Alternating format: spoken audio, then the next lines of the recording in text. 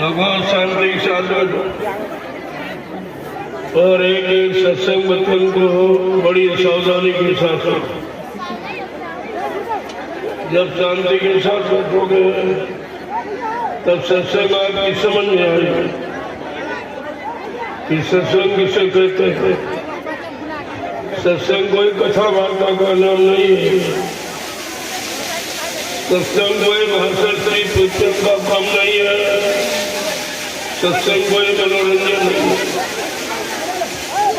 ये संत महापुरुषों की वचन वाणी जो हम सब जीवों की बहुपार कहानी है। ये जीवात्माएं भवसागर के पार कैसे जाएंगी।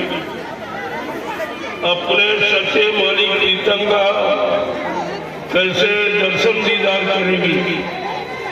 प्रेमियों इस सृष्टि का नाम सत्संग। सत्य माने ईश्वर, संग माने साक्षात्कार। ये जीवात्मा सुरत मुद्दतों से अपने मालिक प्रीतम का दर्शन दीदार छोड़। अब इसे कौन ले जाएगा, कौन पहुंचाएगा, कौन मिलाएगा। उस मिलाने वाले को कहते हैं संत सद्गुरु और मिलाने वाली व्यक्ति का नाम है सत्य।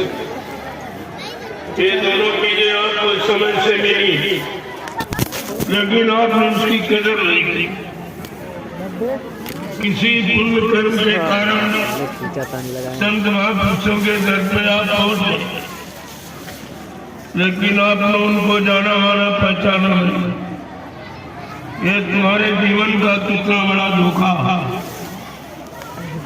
और इस धोखे की पूर्ति रुपए पैसे धन दौलत सामान से आप नहीं करते। भगवान शांति से बैठिए। न समझ में कुछ नहीं आएगा। ये शोर मचाते रहोगे तो कुछ समझ में नहीं आएगा। ये तो जीवन में कभी कभी मौका मिलता है। तुम्हारे करोड़ों जन्मों की तपस्या, करोड़ों जन्मों के पुण्य और करोड़ों जन्मों की सेवाएं जब तुम्हारी एकत्र हो गई तब ये अवसर आपको सत्संग सुनने का मिला। इतने युगों की मेहनत है और आप बैठने को हमारे बात समझ नहीं। ऐसे शोर मचाते रहोगे कुछ समझ में नहीं आए। फिर सत्संग का मतलब क्या। जब वचन आपकी समझ में नहीं आएंगे फिर तुम धोखे में चले जाओ। जो मथुरा में आपको 60 साल सुनाया गया और इसी तरह आप वहां भी शोर मचाते रहे और आपकी समझ में कुछ नहीं आया और सब धोखे में रह गए, सब धोखे में चले गए। गुरु का लाभ किसी को नहीं मिला। गुरु के वचनों का लाभ किसी को नहीं मिला और गुरु की दया आप संभाल के नहीं रख पाए। ये आपने नुकसान कर दिया और आज एक अवसर मिला है फिर आप नुकसान कर दो। सबको सामने बैठा लिया। शांत से बैठो तो कुछ कहूंगा, मैं बंद कर दूं। अगर नहीं सुनना तो आप बता दीजिए, मैं चला जाऊंगा। क्या जरूरत है। ये कोई बाजार मेला नहीं है। ये कोई कथा वार्ता नहीं है। ये कोई मनोरंजन नहीं है। आगे इसकी बहुत जरूरत पड़ेगी तब तुम 400 किलोमीटर दौड़ोगे फिर महात्मा आगे निकल जाएगा। फिर पीछे दौड़ोगे फिर महात्मा आगे निकल जाएगा। इतना खराब समय आ रहा है। उस खराब समय से बचने बचाने के लिए आपको ये युक्ति दी जा रही है। ये जो दवा लेके आया हो महाप्रसाद, ये तुम्हारी तमाम मुसीबत, तमाम तरह की बीमारी, महामारी और कष्टों में, तकलीफों में आपको आराम देने के लिए। और ऐसे शोर मचाते रहोगे फिर तुम्हारी समझ में कुछ नहीं। तो ऐसे शोर मचाते रह जाओ। ये समय बार बार नहीं मिलता। ये शांति से बैठो, अगर सुनना चाहते हो तो। देखो मैं पूरे दिन चल के आया, इतना खराब रास्ता इन लोगों ने बता दिया। सुबह का चलाओ कितने लेट आ पाए, फिर ये रास्ते में जगह जगह भीड़ लगा लेते। इनको ये नहीं मालूम है कि सत्संग में कितने प्रेमी वहां मौजूद होंगे। ये सर्दी का मौसम है, ज्यादा देर हो जाएगी, प्रेमी चले जाएंगे, फिर हमारा वहां पहुंचने का मतलब क्या। लेकिन ये सब रास्ता बीच बीच में रोकते रहे, तमाम जगह रास्ते में इन्होंने हमारा समय खराब किया। इसलिए मैं लेट आ पाया, मैं 5 बजे आपके यहाँ जा और सब विधिवत होता कर, लेकिन ये बताते कुछ नहीं है। बीच में अपनी योजना बना के कहीं 300 आदमी खड़े, कहीं 200 आदमी खड़े, कहीं 150 खड़े, ऐसे जबरदस्त और रास्ता रोक लेते। इनको ये नहीं मालूम जहाँ व्यवस्था की है प्रेमियों ने, अगर वहां समय पर नहीं पहुंचूंगा तो उन प्रेमियों के दिल में कितनी ठेस होगी। इनको इसकी चिंता नहीं, इनको अपनी बड़ी चिंता। हमारे घर आ जाए, हमारे दरवाजे रुक जाए, हमको ये करे वो करे। अरे कम से कम सत्संग की तो चिंता रखो। क्यों 5 बजे का समय हमारा निश्चित है। पहली बार इन लोगों ने वादा खिलाफी कराई। मैंने समय पे मैं मंच पर 15 मिनट पहले पहुंचता था। दुनिया जानती हमको कि मैं टाइम का कितना पंचुअल, समय का बहुत पाबंद। 15 मिनट पहले मंच पर पहुंचता और जब से यहाँ आया हूँ बिहार में, इन लोगों ने सारा काफिला बेकार कर दिया। काफिले का रूप ही नहीं रखा। इनके घर चलो, इनके घर चलो, इनके दरवाजे रुको, इनके ये काफिले का मतलब हुआ। जहाँ तुमने कार्यक्रम रखा वहाँ समय पर पहुँचाइए, समय पर पहुँचो, ताकि वहाँ भीड़ होगी, दूर दूर से प्रेमी आए होंगे। अगर उनको पूरी बात सुनने को नहीं मिलेगी तो फिर बेचारे चूक जाएंगे। एक तो इसे लोगों ने मथुरा में गड़बड़ कर दिया और सब प्रेमी बहक गए। किसी की समझ में गुरु की बात नहीं आई, गुरु के वादे किसी की समझ में नहीं आए और सब भ्रमित हो गए। तो इसी तरह के लोग हैं ये बीच बीच में ऐसे बाधा डालते रहे। कितनी जगह इन्होंने रास्ते में जमघट लगा रखा, कहाँ का मैं समय दूं आप सोचिए। और इतना खराब रास्ता कि मतलब यानी कह रहे थे 25 किलोमीटर, यहाँ 100 किलोमीटर से ज्यादा समय लग गया। अब आपके यहाँ लेट आ पाए, जबकि चली रहा हूँ 2 बजे से, कहीं नहीं रुका। इतना खराब रास्ता। एक तो बड़ी गाड़ी है, ये हाईवे की गाड़ी, 8 लाइन 6 लाइन की है। यहाँ कैसे गाँव में आप आता? मेरे गाड़ी को आप देखते, ये गाड़ी यहाँ चलने वाली नहीं है, लेकिन फिर भी किस तरह से आया हुआ हम ही जानते। कितने धीरे धीरे धीरे धीरे, इतना टूटा फूटा रास्ता केवल अपने घर ले जाने के लिए इन्होंने टूटे फूटे रास्ते पर हमको लाके खड़ा कर दिया। और इतना समय यानी देर हो गई, मैं आपके यहाँ देर से आ पाया। और अभी रास्ते में तमाम रोक तुमने, तुमको होश नहीं है। सत्संग कब होगा? सत्संग यहाँ 12 बजे रात को। सर्दी का मौसम है, इतनी देर के प्रेमी कैसे बैठेंगे? फिर अपने घर जाएंगे, दूर दराज से आए हैं, उनका भी कुछ ख्याल करो। तुमको केवल अपने दरवाजे की चिंता। ऐसा बिगाड़ कर सारा काफिला हमारा चौपट कर। मैं नैमिषारण से चला, इतना अच्छा काफिला, टाइम टू टाइम। मेरा 5 बजे का समय मंच पर आने का है। देखिए क्या टाइम है, कितने घंटे लेट आया। लोग क्या कहेंगे? ये भी टाइम के पंचुअल नहीं। इन्होंने कितना बिगाड़ कर दिया और प्रेमियों का नुकसान कर दिया। जो मैं सुनाने के लिए आया हूँ, जो तुमको किसी ने आज तक नहीं सुनाया, और तुम्हारी मदद किसी ने नहीं की, और तुम्हारा हित और कल्याण किसी ने सोचा ही नहीं, मैं वो सब लेके आया था कि आज प्रेमियों को ये सब कुछ इनका लाभ हो जाए। इनका कल्याण हो जाए, इनकी बीमारी चली जाए, महामारी कष्ट चले जाए, मुसीबत चली जाए, ये सब परेशानियां खत्म हो।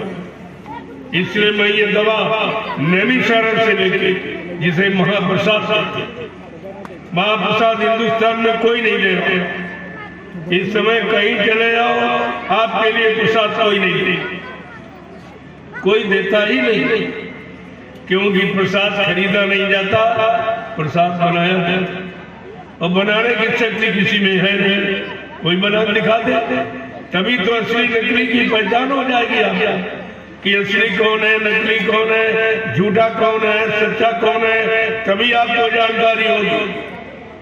ये भयानक बीमारियां जो आगे आने वाली है, अभी तो एक छोटी सी बीमारी कुदरत ने भेजी आपके लिए। बाबा जी सन 1980 से बराबर आपको जानकारी देते कि बच्चा आगे का समय बहुत खराब है, तुम लोग शाकाहारी हो जाओ, शाकाहारी हो जाओ, अपने मानवीय खान पान को समझ लो, नहीं तो कुदरत तुम्हारे पर बहुत नाराज है और उसकी नाराजगी तुम्हारे हित में नहीं। लोग नहीं माने, समझते कि महात्मा मजाक करते, ऐसे बोल रहे हैं। अरे महात्माओं के अलावा तुम्हारा हित करने वाला कोई है ही नहीं, कोई धरती पर नहीं, सब अपना अपना हित चाहते तुमसे और करा रहे, तुम अभी तो नहीं समझ पाए। ये जितने नेता हैं सब ने तुमसे चंदा लिया, वोट लिया, नोट लिया, टैक्स लिए, महंगाई ली, तुमको कुछ दिया? आज तक भारत की जनता को कुछ मिला ही नहीं, फिर इनसे क्या उम्मीद रखी? और कोई महात्मा जिनको तुमने दान दक्षिणा, धोती रोटी लंगोटी ये सब कुछ आपने दिया, कोई महात्मा मुसीबत में तुम्हारे दरवाजे आया तुम्हारी मुसीबत दूर करने के? ये दोनों तुम्हारे हित में नहीं निकले, ना कोई नेता निकला, ना कोई महात्मा निकला। आपको तो सोचना चाहिए कि तुम्हारा हितैषी कौन है, तुम्हारी चिंता किसको है, तुम्हारी परेशानियां किसको दिखाई दे रही, और कौन तुम्हारी परेशानी और मुसीबत, बीमारी, महामारियों को हटा सकता। यही तो सच्ची पहचान। अभी तो बहुत दुकानें खुल गई धर्म के नाम पर, लेकिन ये काम कौन करे?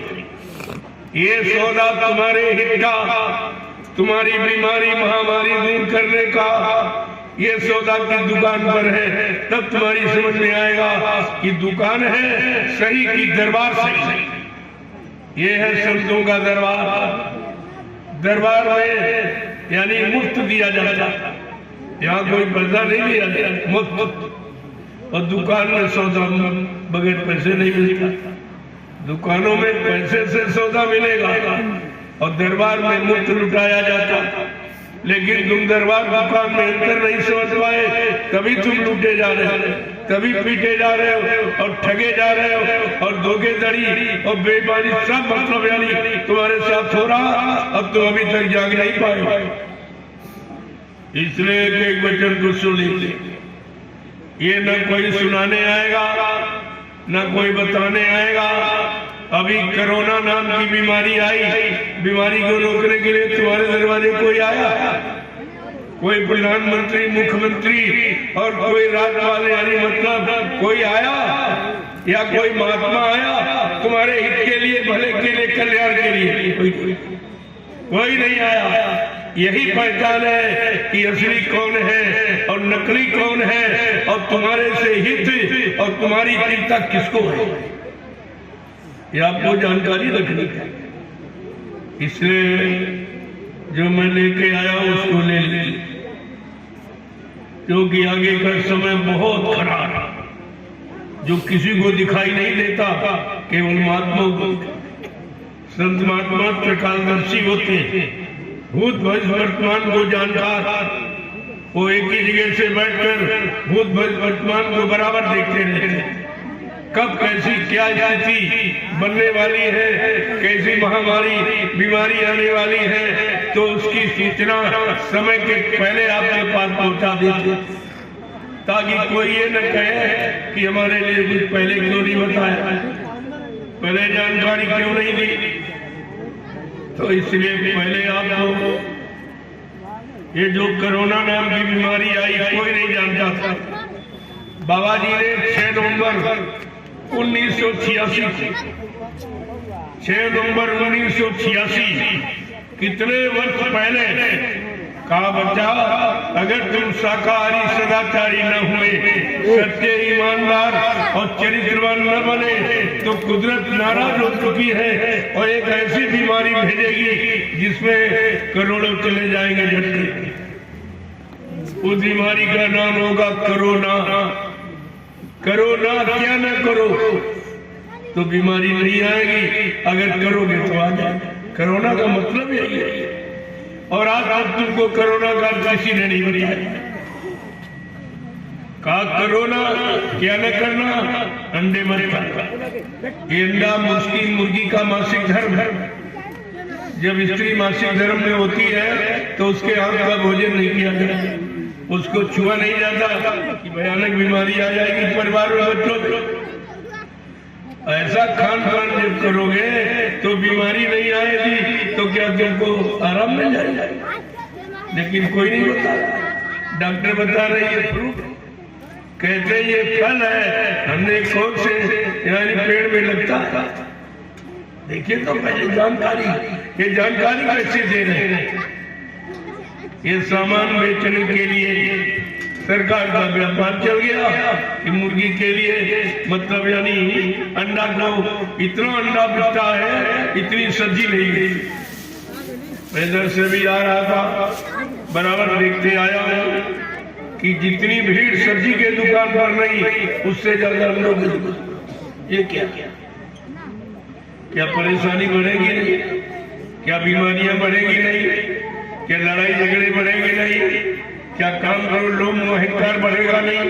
तुम्हें ये भी नहीं मालूम है किसके क्या बढ़ता है और किसके खाने से क्या घटता।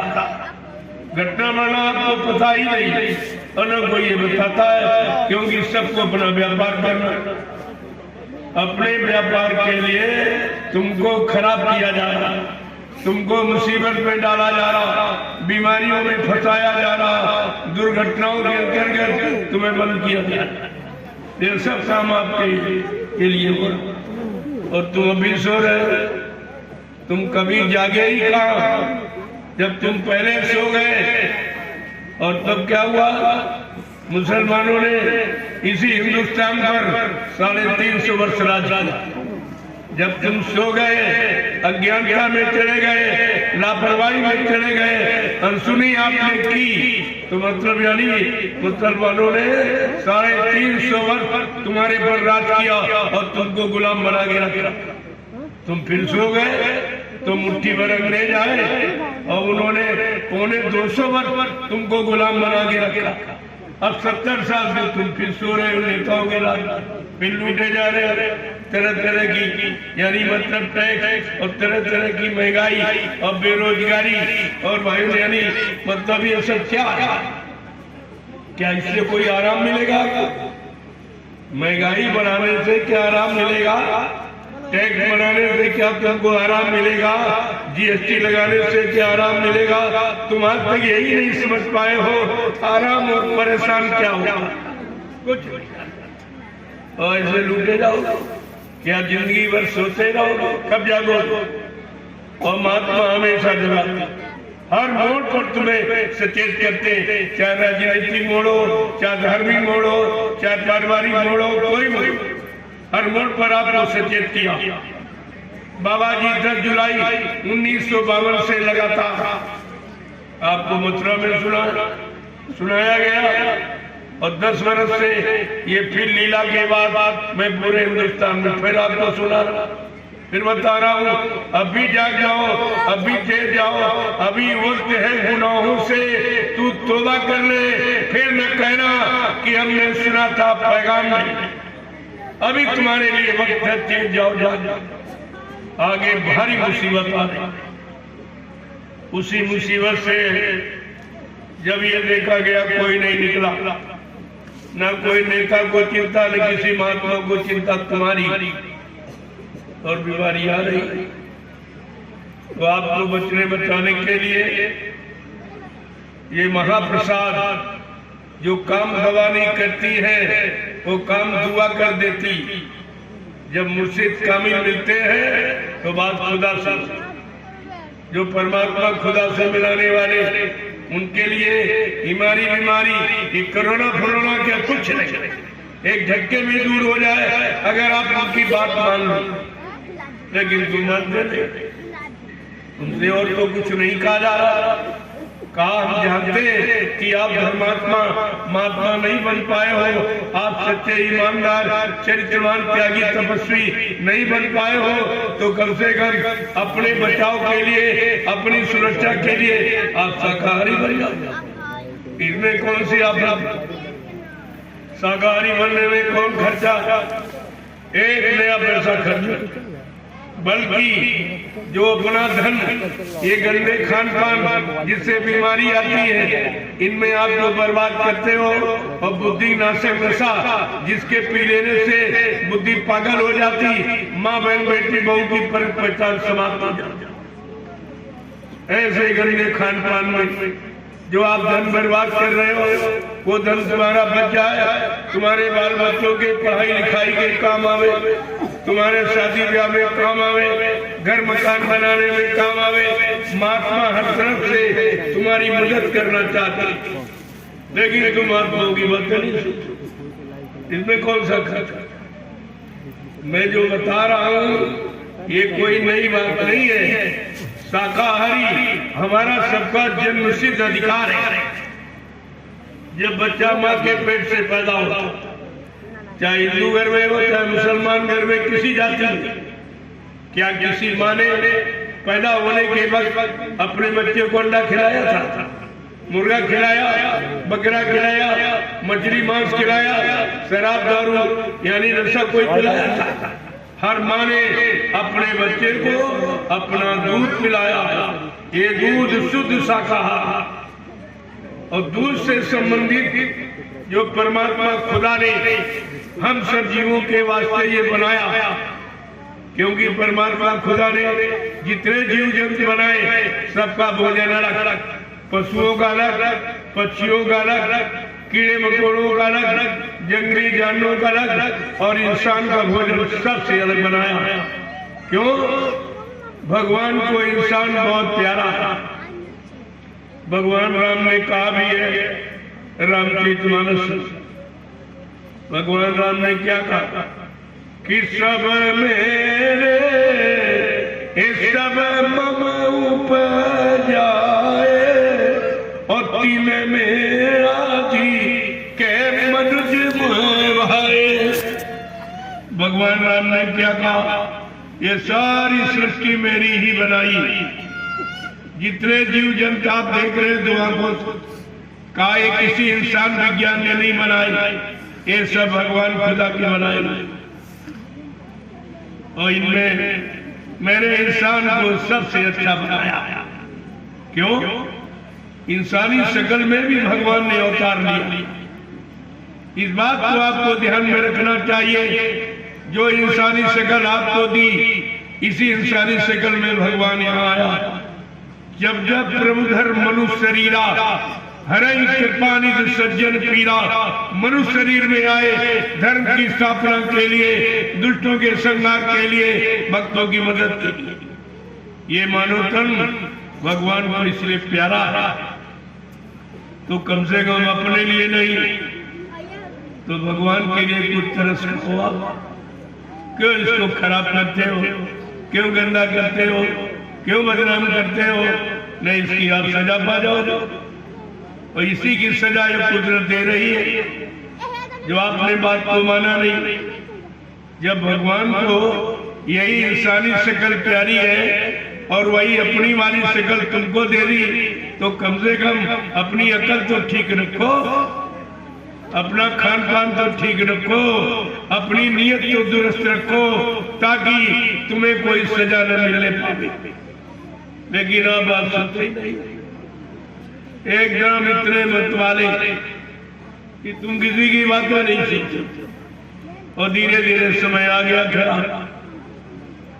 जब कोरोना आया, कोई मदद के लिए तुम्हारे घर आया? किसी महात्मा ने तुम्हारी मदद की, कोई अपनी भक्ति शक्ति की ताकत लगाई कि कोरोना से लोगों को आराम मिल जाए, न मौतें हो, ये बीमारी खत्म हो जाए, किसी को ग्रामीण बीमारी न लगे, किसी महात्मा ने मदद किया। और जिनको चंदा नोट दिया, किसी नेता ने आपकी मदद की, कोई प्रधानमंत्री, कोई मुख्यमंत्री, कोई राष्ट्रपति, कोई सांसद, विधायक तुम्हारे यहाँ आया। चंदा नोट के टाइम तो आते, लेकिन मुसीबत के समय में कौन आया? इस बीमारी महामारी में जिसमें करोड़ों इंसान चले गए, तो तुम्हारी मदद के लिए कौन आया? और आगे फिर बीमारी आ रही है। जब पहले नहीं आए तो अब कहां से आए? पहले एक छोटी सी बीमारी, उसका इंतजाम इनके पास नहीं, कोई दवा नहीं बनाई, आज तक कोरोना की कोई दवा नहीं। ये सब झूठा प्रचार हुआ, कोई दवा नहीं किसी तरह की, क्योंकि ये बीमारी नहीं है, ये है कुदरत की नाराजगी। जो कुदरत आपसे नाराज हो गई, जो आपने मार काट, हिंसा, चोरी, कत्लेआम, विचार, झूठ, छल, कपट, बेईमानी, धोखाधड़ी किया, उससे कुदरत सख्त नाराज है। और इसलिए उसने बीमारी एक नमूना आपको दिया कि देख लो, अगर नहीं माने तो मेरे पास बहुत बड़ी कुदरत कहती, मेरे पास ऐसी जानलेवा बीमारी, अगर तुम शाकाहारी सदाचारी न हुए तो मेरे पास ऐसी जानलेवा बीमारी एक से एक बड़ी। एक बीमारी अगर छोड़ दी जाएगी, गांव के गांव, शहर के शहर और मुल्क के मुल्क साफ हो जाएगा। प्रेमियों, आपको मालूम नहीं है कि कुदरत क्या नजारा करने जा रही है। ये सब मकान खाली पड़े रहेंगे, कोई रहने वाला दिखाई नहीं देगा।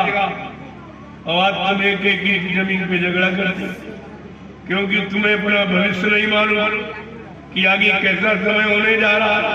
बाबा जी ने कितने पहले आपसे कहा कि 12-12 कोस पर कोई चिराग जलता नजर आएगा, इतनी जनहानि हो जाएगी, तमाम मकान खाली पड़े रहेंगे, कोई रहने वाला नहीं मिलेगा। और आप तुम एक जमीन पे झगड़ा करते, क्योंकि तुमको ये मालूम नहीं। इसलिए जानकारी आपको दी जा रही है, ताकि समय पर आप ये न कहें कि हमारे गांव कोई आया नहीं, हमको किसी ने बताया नहीं, जानकारी किसी ने दी नहीं, कौन सी बीमारी, कैसी बीमारी आ रही, उसकी क्या दवा है। अगर हमें बता देते तो हम बचने के लिए जरूर कोई न कोई इलाज सोच लेते। इसलिए आपको ये बताया जा रहा कि आप सिर्फ शाकाहारी हो जाइए, ये सब बीमारी समाप्त। कोई मुसीबत, कोई झगड़ा झंझट, कोई चोरी डकैती, कत्ल, बलात्कार, ये कुछ नहीं दिखाई देता। और ये महंगाई, गरीबी, ये सब समाप्त हो जाएगी अगर आप केवल एक बात हमारी मान लो, एक प्रेषित प्रार्थना हमारी स्वीकार कर लो, आप लोग साकार कर। अभी आपके लिए एक मौका, और नहीं मानोगे तुम जानो, तुम्हारा काम जानो, लेकिन आप ये नहीं कह सकते हमको किसी ने बताया। और ये मुफ्त इलाज है, इसका कोई पैसा आपको नहीं देना, मुफ्त इलाज। शाकाहारी बनने में कोई खर्चा नहीं। ये ऐसी दवा, ऐसी औषधि जड़ी बूटी है जो संत महात्माओं ने तैयार की है कि अगर इंसान शाकाहारी हो जाए तो सारे झगड़े झंझट ही खत्म हो जाए। तुम्हारे जीवन में कोई परेशानी, कोई तकलीफ, कोई दुख, कोई लड़ाई झगड़ा, कोई दैवी प्रकोप, कोई दुर्घटनाएं, कोई अकाल मौत, ये हो ही नहीं सकती। इतनी बड़ी ये दवा है तुम्हारे जीवन में, अगर आपकी समझ में आ जाए तो। अर्जी हमारी, मर्जी आपकी, करना चाहो कर लो, न फिर आगे समय खराब है। उस खराब समय से बचने के लिए आपके पास कोई इंतजाम नहीं। और जो तुम सोच रहे हो कि हमारे पास रहने के लिए मकान है, बंगला है, फ्लैट है, और खाने के लिए घर में रोटी है, और मतलब यानी व्यवस्था के लिए खेती है, दुकान है, दफ्तर है, बिनी व्यापार मजदूरी है, सहयोग के लिए पति पत्नी बाल बच्चे परिवार है, तो आपको नहीं मालूम ये कुदरत के एक झटके में चला जाए। कुदरत के एक झटके में ये सब समाप्त, कुछ नहीं। इसलिए आपसे बड़ी गंभीरता के साथ विचार करने की प्रार्थना की। इस पर विचार करो। अभी समय है, समय चूक पुन का पछताने। अगर यह समय निकल गया फिर आपको पश्चाताप करना, और पश्चाताप से कोई काम होने वाला नहीं। जो समय से जाग जाता, समय से चेत जाता और समय से अपनी व्यवस्था बचने की बना लेता, वो समय का बुद्धिमान व्यक्ति कहलाता। उसको बुद्धिमान करते। और तुम्हारे पास बुद्धि है और तुम बुद्धि का प्रयोग नहीं करते, कोई प्रयोग आपका। अगर बुद्धि का प्रयोग करते तो आपत्ति और मुसीबत ये तुम्हारे पास कभी नहीं आती। परमात्मा ने ये बुद्धि परीक्षण का यंत्र दिया। बुद्धि से अच्छे बुरे, पाप पुण्य की, शुभ अशुभ की, माँ बहन बेटी बहू की पहचान की जाती है। परमात्मा ने इसलिए आपको परीक्षण का यंत्र ये दिया और तुम इसका प्रयोग नहीं करते हो, क्योंकि तुम बुद्धि को शराब पी के पागल कर देते। शराब पीने से शरीर का कोई अंग नहीं करता, केवल बुद्धि का संतुलन बिगड़ता। बुद्धि पागल हो जाती है, अच्छे बुरे पाप पुण्य की पहचान ही नहीं कर पाती, माँ बहन बेटी बहू की पहचान नहीं कर पाती। फिर आप कितना बड़ा पाप कर डालेंगे, उसकी कितनी बड़ी सजा है, इस पर कभी आपने बैठ के विचार किया है? और ये रोज पागल करते। शराब पी के आप बुद्धि को रोज पागल करते। इसको गाली देना, इसको मारना, इसको ये सब क्यों करते? ये शराब का असर देखिए कितना खराब। अगर मैं और कोई चीज आपको पिलाऊं, दूध पिलाऊं आप गाली दो, शरबत पिलाऊं, जूस पिलाऊं आप गाली, लेकिन शराब पिला दी जाए तुरंत बुद्धि खराब, बुद्धि पागल। माँ को गाली, बाप को गाली, पत्नी को गाली, बेटे को गाली, भाई को गाली, अड़ोसी पड़ोसी सबको गाली। ये क्या? ये पागल नहीं, तुम नहीं तो क्या है? ये पागलों जैसे काम आप किसके कारण करते हो? शराब पीने के कारण।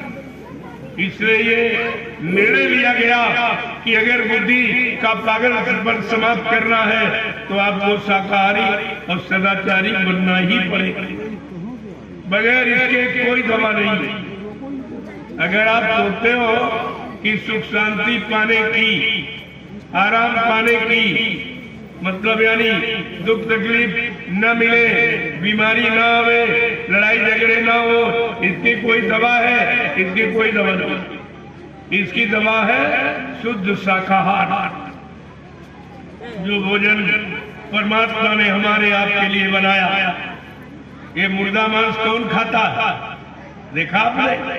कुत्ता, कौवा, गीद, इनका भोजन है। जब किसी का भोजन छीन लोगे, अगर अपने बच्चे का भोजन छीन लो वो भी घर छोड़ के चला जाए। अगर उसका भोजन छीन लो, भोजन न दो, तो तुम्हारा बेटा घर छोड़ के चला जाए, क्योंकि बगैर भोजन की कोई रह नहीं सकता। जब से आपने ये भोजन छीना तो गिद्ध चले गए देश से। कहीं गिद्ध दिखाई दे रहे हैं? सब पलायन करके वो जान गए कि हमारे साथी बहुत तैयार, हमारे साथी बहुत तैयार। हम तो पशु पक्षी थे और ये इंसान होकर ये हमारा भोजन करने लगे, तो बेचारे हमारे शर्मिंदा के वो देश छोड़ के चले गए। लेकिन तुमको शर्म नहीं आई कि हम ये कर क्या रहे? कबीर साहब जब आया, सर्वप्रथम उन्हीं ने शाकाहार पर जोर दिया था। उन्होंने क्या कहा? मीन मार जो करे आहारा, 64 जन्म गिद्ध अवतारा। जो मछली के मांस का भोजन करता है उसको 64 जन्म गिद्ध की योनि में जन्म लेना, 64 बार। देखिए कितना बड़ा, क्यों गिद्ध मुर्दा मांस खाता हो, कुछ नहीं। ये उसका भोजन आपका नहीं। आपके लिए परमात्मा ने सीजनल अनाज, सीजनल दालें, सीजनल सब्जियां, फल फूल, मेवे, दूध, मक्खन, मलाई, घी, इतना अच्छा भोजन किसी का नहीं बनाया जितना तो इंसानों का बनाया। लेकिन तुम अच्छा छोड़कर गंदगी खा दे। जब गंदगी खाओगे तो बीमारी आ जाएगी। अरे बीमारी गंदे खान पान से, गंदे कर्मों के करने से आती है, और बीमारी कहीं से नहीं आती। और ये दोनों काम हो रहे, गंदा खान पान भी कर रहे हो और गंदे कर्म भी करते हो, तो बीमारी से कैसे आप बचो? और नई नई बीमारियां आ जाए। बाबा जी ने कितने पहले कहा था, नई नई बीमारियां होंगी, एक ही दवा 100 में न मिलेगी। सब लोग कह रहे हैं बाबा जी तुम पागल हो गई है क्या? क्या आ जा देख ली, आप दवा कहीं रखी है दवा किसी के पास? एक छोटी सी बीमारी कोरोना नाम की आई और कोई दवा नहीं, कोई डॉक्टर वैद्य सब फेल, दवाएं सब फेल, मेडिकल स्टोर सब फेल, अस्पताल सब फेल, और मिल्क फैक्ट्री जो दवा बनाने की वो भी फेल हो गई। इसकी दवा भी कोई नहीं बनी। तो मैं आज से ये पूछने आया हूँ, जब कोरोना काल आया तो आपने उस पर विचार किया था? किसी ने आपको बताया ये कौन सी बीमारी है, कैसे बीमारी आती, कहां से, किस काम को करने से आती? किसी ने नहीं। जब इनको पता नहीं है बीमारी कैसे पैदा होती है तो ये उसका इलाज ही क्या कर पाए? पहले कारण सब निवारण, कारण का पता लगाइए ये बीमारी कैसे आई, किस काम के करने से आई, कौन से गंदे खान पान भोजन करने से आई, ये जानकारी करनी चाहिए। लेकिन किसी ने आपको नहीं बताया। और लॉकडाउन में आपने देखा, जब बीमारी किसी ने बताई नहीं, और क्या किया, आपके घर मकान को जेल बना दिया गया। 3 महीने आपको घरों में बंद रखा गया। कोई बोला कि हमने कौन सा गुनाह किया, कौन सा पाप किया, हमने राष्ट्र का, समाज का, व्यक्ति का क्या नुकसान किया, अपने घरों में जेल की तरह बंद क्यों किया जाता? कोई नहीं बोला, न कोई नेता बोला, न कोई महात्मा बोला। जब कोई नहीं बोला तब इन्होंने क्या किया, तुम्हारी दुकान बंद करा दी, तुम्हारा व्यापार धंधा बंद करा दिया, फिर भी कोई नहीं बोला। ये सब बंद हो जाएंगे, तुम बच्चे कैसे पालोगे, कैसे खाओ, क्या भोजन कैसे करोगे, कपड़े कहाँ से लाओगे, ये पढ़ाई लिखाई का खर्चा कहाँ से आएगा? जब धंधा बंद हो जाएगा तो ये काम कैसे? कोई नहीं बोला। उन्होंने जाना, कोई बोल ही नहीं रहा। इसका मतलब हम जो कर रहे हैं सब अच्छा कर रहे हैं, ये समझकर क्या किया गया, उन्होंने रेल और मोटर, ये सड़क यातायात सब बंद कर दिया। ये कोई कोरोना की दवा थी? तुम्हें घरों में बंद किया 3 महीने, ये कोई दवा है? फिर तुम्हारा रेल यातायात ये बंद कर दिए, कोई दवा कोरोना? पहले विचार कीजिए आप। और कोई इस पर किसी ने टिप्पणी नहीं, न कोई पक्ष न विपक्ष, न कोई जिम्मेदार, कोई नहीं बोला। जिनको आपने देश की, समाज की, परिवारों की, मानव इंसानों की सुख की और न्याय सुरक्षा की और शांति की जिम्मेवारी दी, कोई बोला? किसी ने बोला। फिर उन्होंने देखा कोई नहीं बोला तो फट से न्यायालय और कार्यालय और विद्यालय सब बंद, फिर भी नहीं कोई बोला। इसका मतलब तुम्हारी तरफ से कोई बोलने वाला है ही नहीं, तुम्हारी चिंता किसी को नहीं, तुम्हारे दुख तकलीफ की चिंता किसी को नहीं, तुम्हारी परेशानियों, बीमारी, महामारियों की, लड़ाई झगड़ों की किसी को चिंता ही नहीं। तो ये बताओ तुम्हारा है कौन? तुम अभी तक यही नहीं समझ पाए तुम्हारा है कोई ऐसी?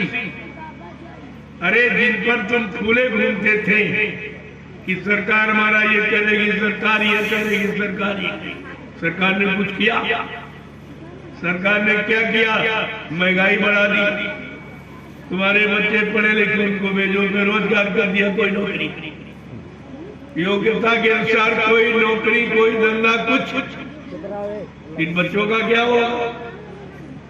माँ बाप ने सारा पैसा बच्चों की पढ़ाई लिखाई में खर्च कर दिया और बच्चों ने शिक्षा ग्रहण कर दी और नौकरी योग्यता के अनुसार देना और व्यापार कराना ये सरकार की जिम्मेदारी, ये बच्चों की जिम्मेदारी नहीं है सरकार। लेकिन कोई कहने वाला नहीं। जब कोई नहीं कहेगा, कोई नहीं बोलेगा तो ये लोग समझते हम तो अच्छा कर रहे हैं, तभी तो कोई बोल नहीं रहा। तो धीरे धीरे स्थिति हो, इतना विद्यार्थियों का, बच्चों का जो डिग्री डिप्लोमा लेके घरों में बैठे, इतना बैलेंस हो गया है, इनको नौकरी कौन देगा, कहां से? ये तो कहते हमारे यहाँ नौकरी है ही नहीं। और मैं कहता कोई विभाग में लोगों की जगह सब खाली पड़ी, जहां 2 लोग काम करने वाले 2 काम करते, 10 की जरूरत 2 ही काम कर रहे, जहां 20 की जरूरत 4 ही काम कर रहे, ये कहते जगह नहीं, अब कहते सब जगह खाली। अब ये क्यों कह रहे हैं ऐसा? इन्होंने 3 महीने जो लॉकडाउन रखा उससे तुम्हारा हिंदुस्तान 20 वर्ष पीछे चला गया। ये हिंदुस्तान 20 वर्ष तक अपनी उन्नति, उत्थान, प्रगति नहीं कर सकता। ये सब इन्होंने खर्च कर दिया। जब इंसानी रात दिन कमाता था तो मुश्किल से पेट भरता था और 3 महीने के लिए जब व्यापार और दुकान और दारे धरने सब मतलब यानी बंद कर दिए गए तो इनका खर्चा कौन उठाएगा? ये 3 महीने जो इनके पास था बैठ के खा गए। ये भी खाली और सरकार भी खाली। इसलिए इन्होंने एक निर्णय लिया। हमारे पढ़े लिखे लोग बैठे होंगे, मैं इनको ये बताना चाहता हूँ कि तुम्हारी पढ़ाई लिखाई किस काम की, तुम्हारा डिग्री डिप्लोमा किस बात का? अरे तुम्हारे बच्चे ही एसपी, एसएसपी और डीएम बने बैठे, ये भी नहीं कुछ बोल पा रहे। ऐसी स्थिति परिस्थिति बन गई, ये भी मौन हो गए, कुछ नहीं कह पाए कि भाई ये आप क्यों कर रहे हैं, इसके देश में क्या जरूरत? लेकिन कोई कहने वाला नहीं, तुम्हारी तरफ से तो कोई बोलने वाला ही नहीं। जब ये देखा गया कोई कहने वाले नहीं, तो कोई न कोई तो तुम्हारी तरफ से बोलने वाला होना चाहिए। जैसे महाभारत आप देखते हो, महाभारत में कोई नहीं बोला, लेकिन नहीं, उस समय भी सही सच्ची बात कहने वाला कोई था, वो था महात्मा विदुर। महात्मा विदुर ने केवल इस्तीफा दिया कि मैं ऐसे अधर्मी राजा के राज में काम नहीं करूंगा, जहाँ कोई न्याय नहीं, जहाँ कोई धर्म नहीं, कोई मानवता इंसानियत नहीं, कोई माँ बहन बेटी बहू की इज्जत आबरू के बारे में कोई सोच नहीं, ऐसे राजा के राज में मैं काम नहीं करूंगा। और महात्मा विदुर ने इस्तीफा दे दिया। वही बचा, बाकी सब मारे गए, सब मारे गए। ये प्रेमियों, इतिहास आपका बता रहा, तो कोई न कोई बोलने वाला होना चाहिए। कौन बोला? महात्मा विदुर। ये महात्माओं का काम है, वही तुम्हारी परेशानी को दूर कर सकते हैं। उनका कोई स्वार्थ नहीं, कोई रात पात लेने का, धन दौलत मान सम्मान का उनका ये कोई उनके अंदर भाव ही नहीं होता। पर मानव के कारण साधु धरा शरीर, परमार्थ समाज देश धर्म हित, मानव समाज हित, साधु महात्मा जन्म लेते, मानव धर्म धारण करते हैं, केवल समाज देश को एक नई दिशा देने के लिए, सबको सुख शांति प्रदान करने के लिए, सबको जीवन में नया सुरक्षा, रोजी रोटी मिल जाए और सब खेती, दुकान, दफ्तर, बिजली, व्यापार, मजदूरी सच्चाई ईमानदारी से करें और शाम को 1 घंटा परमात्मा का भजन करें। मनुष्य रूपी मंदिर में आत्मा से परमात्मा का भजन और रूह से खुदा की सच्ची इबादत, इसी जिस्मानी मैजिक, ये सबके लिए सिद्धांत था। महात्मा ये चाहते कि घर गृहस्थी परिवार में रहो, आपको साधु नहीं बनाया जा रहा, लेकिन घर गृहस्थी परिवार में रहते हुए बाल बच्चों के पालन पोषण के लिए खेती करो, दुकान करो, दफ्तर करो, बिजली व्यापार मजदूरी करो, लेकिन सच्चाई, ईमानदारी, मेहनत से, ताकि किसी का हक तुम्हारे पास न आने पावे, नहीं तो कर्म कर्जा बन जाए। फिर आपको उस हक के देने के लिए आपको फिर 4,84 लाख नरकों की योनियों बार बार जन्म लेना पड़ेगा। इसलिए सच्चाई, ईमानदारी से अपना अपना काम करो और शाम को आओ तो बाल बच्चों की देखरेख करो। जब कोई काम संसार, शरीर का, परिवार का आपके पास न हो तो भोजन के पहले और सोने के पहले इसी मनुष्य रूपी मंदिर में बैठ करके आत्मा से परमात्मा का भजन और इसी जिस्मानी मस्जिद में रूह से खुदा की सच्ची इबादत, ये सच्ची, ये सच्चा भजन। क्योंकि ये मनुष्य मंदिर, ये जिस्मानी मस्जिद, ये खुदा भगवान ने अपने हाथ से बनाई। चित जल पावक गगन समीरा, पंच तत्व रचित शरीरा, जल पृथ्वी अग्नि वायु आकाश, 5 मसालों को मिलाकर विचित्र कारीगरी से भगवान खुदा ने इस पंच भौतिक जिस्म शरीर को बना के तैयार किया और इसी जिस्मानी मस्जिद में और मनुष्य मंदिर में अपनी चेतन मूर्ति जीवात्मा को बैठा दिया और खुदा की रूह को बैठा दिया। ये असली मंदिर है, ये भगवान खुदा का बनाया, वो ईंट पत्थर वाला इंसान का बनाया। अगर खुदा परमात्मा ने ये मनुष्य मंदिर न बनाया होता, जिस्मानी मस्जिद न बनाई होती, तो ईंट पत्थर वाला कौन बनाता? इसी शरीर ने उसे बनाया। तो आप ये विचार करो कि भगवान खुदा अपने वाले में रहेगा कि तुम्हारे ईंट पत्थर वाले में रहेगा?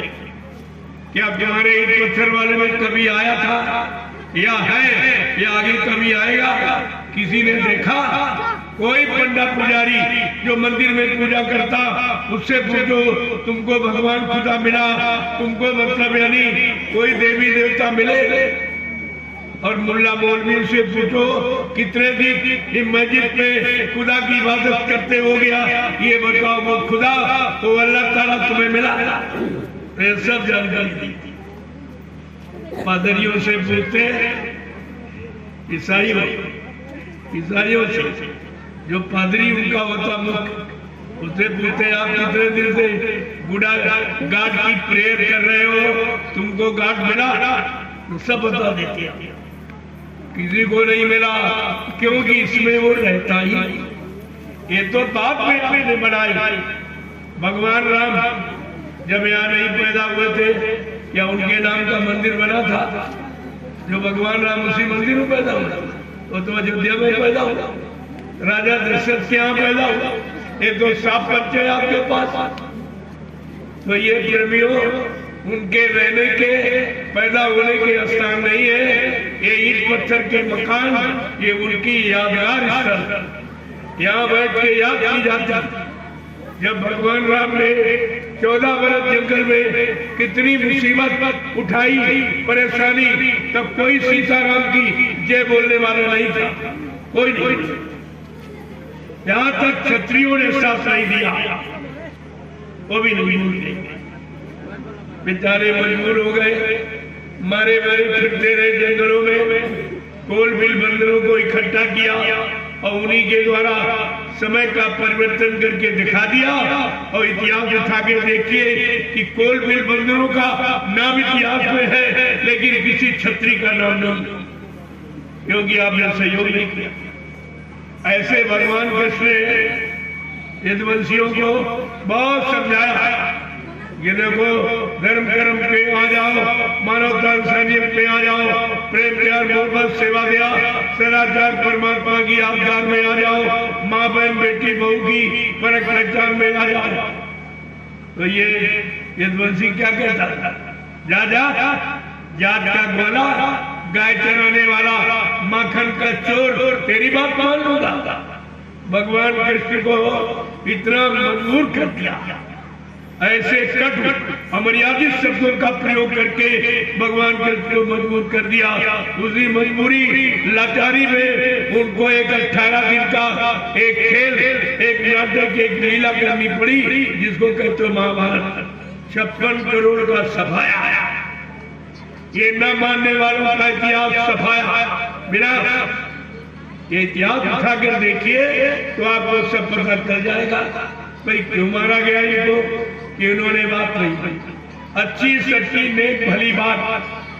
जब सतयुग में हिरण्यकश्यप राजा था, उसने अपने बेटे भक्त प्रहलाद की अच्छी नेक भली बात नहीं मानी, वो भी मारा गया। त्रेता में वो विद्वान ब्राह्मण रावण अपने भाई भक्त विभीषण की अच्छी नेक बड़ी धर्म की बात नहीं मानी, वो भी मारा गया। इसके बाद द्वापर में भगवान कृष्ण की बात वो कंस महाराजा नहीं माना, यदुवंशी नहीं माने, ये भी सब मारी। ये प्रणाम आपके सामने। अच्छी सच्ची बात, सही बात समय की न मानने वालों का विनाश, ये विनाश का इतिहास है, उनके बचने का कोई इतिहास। तो आपका क्या कोई अलग से हो? और वही एक कलयुग का है। कलयुग के बारे में भी संत गोस्वामी जी महाराज ने जो रामचरितमानस लिखा, ये विश्व प्रसिद्ध ग्रंथ है। सारा विश्व इसको मान्यता देता है, क्योंकि रामचरितमानस ही एक ऐसा ग्रंथ है जिसमें सारी नीतियों का भंडार, जिसमें परिवार नीति, समाज नीति, देश नीति, विदेश नीति, धर्म नीति, राजनीति नीति यानी सत्य नीति और प्रेम नीति और न्याय नीति सब समाई हुई। ये विश्व प्रसिद्ध ग्रंथ। तो गोस्वामी महाराज ने रामचरितमानस को लिखकर कलयुग को जीवों को भी चेतावनी दी है। जैसे उन युगों में लोग नहीं माने, उनका विनाश हुआ, ऐसे है कलयुग के जीवो, अगर तुम नहीं मानोगे तो तुम्हारा क्या होगा? क्या लिखा कि साधु ज्ञा का फल सा और जरे नगरे अनाच कर जैसा। कलयुग के जीवों के लिए क्या कहा? अगर कलयुग के जीव साधु संत महात्माओं की बात को नहीं मानेंगे, उन पर नहीं विश्वास करेंगे, तो वो समाज, वो देश, वो राष्ट्र, मुल्क, वो जातियां जल के राख हो जाएंगे। ये आपने लिखा, एक घर में आपने लिखा पड़ा, जो रामचरितमानस हर हिंदू के घर में लिखवा के रखवा दी गई 550 वर्ष पहले से। कितने पहले से जानकारी दी जा रही कलयुग के जीवों की, और आप ना तो आपने उनकी मानी न इनकी मानी। इसलिए आपका भविष्य आज अंधकार में, परेशानियों में, दुखों में, तकलीफों में, बीमारियों में, लड़ाई झगड़ों में, दैवी प्रकोपों में, दुर्घटनाओं में, अकाल मौतों में फंस गए। अब इससे मुक्त करवाने वाला कोई नहीं। अगर कोई होता तो कोरोना काल में जरूर कोई न कोई तुम्हारे दरवाजे, तुम्हारे गांव मोहल्ले आया होता और तुम्हें बताया होता कि तुम्हारी ये दवा है, तुम्हारा ये इलाज है, तुम्हारी ये व्यवस्था है, लेकिन किसी ने नहीं बताया। इसका मतलब है तुम्हारी चिंता देश में किसी को चिंता, उनको अपनी चिंता, अपनी कुर्सी, अपना पद, वो मुख्यमंत्री और प्रधानमंत्री और राष्ट्रपति, उनको अपनी चिंता है। तुम्हारी चिंता कौन करेगा? तुम्हारी कोई चिंता नहीं। तुम्हारी चिंता केवल साधु संत महात्मा, क्योंकि महात्मा इस मानव जीवन का अर्थ जानते हैं, इस मानव शरीर का अर्थ जानते हैं कि मानव शरीर ये बार बार नहीं मिलता। एक बार परमात्मा खुदा ने आपको अवसर चांस से मौका दे दिया, किसी संत महात्मा फकीर से मिलकर अपने मानव जीवन को सार्थक बना लेना, नहीं ये बार बार नहीं मिलेगा। एक बार उसने अवसर चांस मौका आपको दे दिया, तो इस मानव जीवन को सार्थक कौन बनाएगा? ये भी जानकारी रामचरित मानस में एक शब्द तुम्हारे हित का, भले का, कल्याण का सब उन्होंने लिख दिया, क्योंकि संत त्रिकालदर्शी होते हैं और संत हमदर्दी, उनको तुम्हारे पे पूरी हमदर्दी।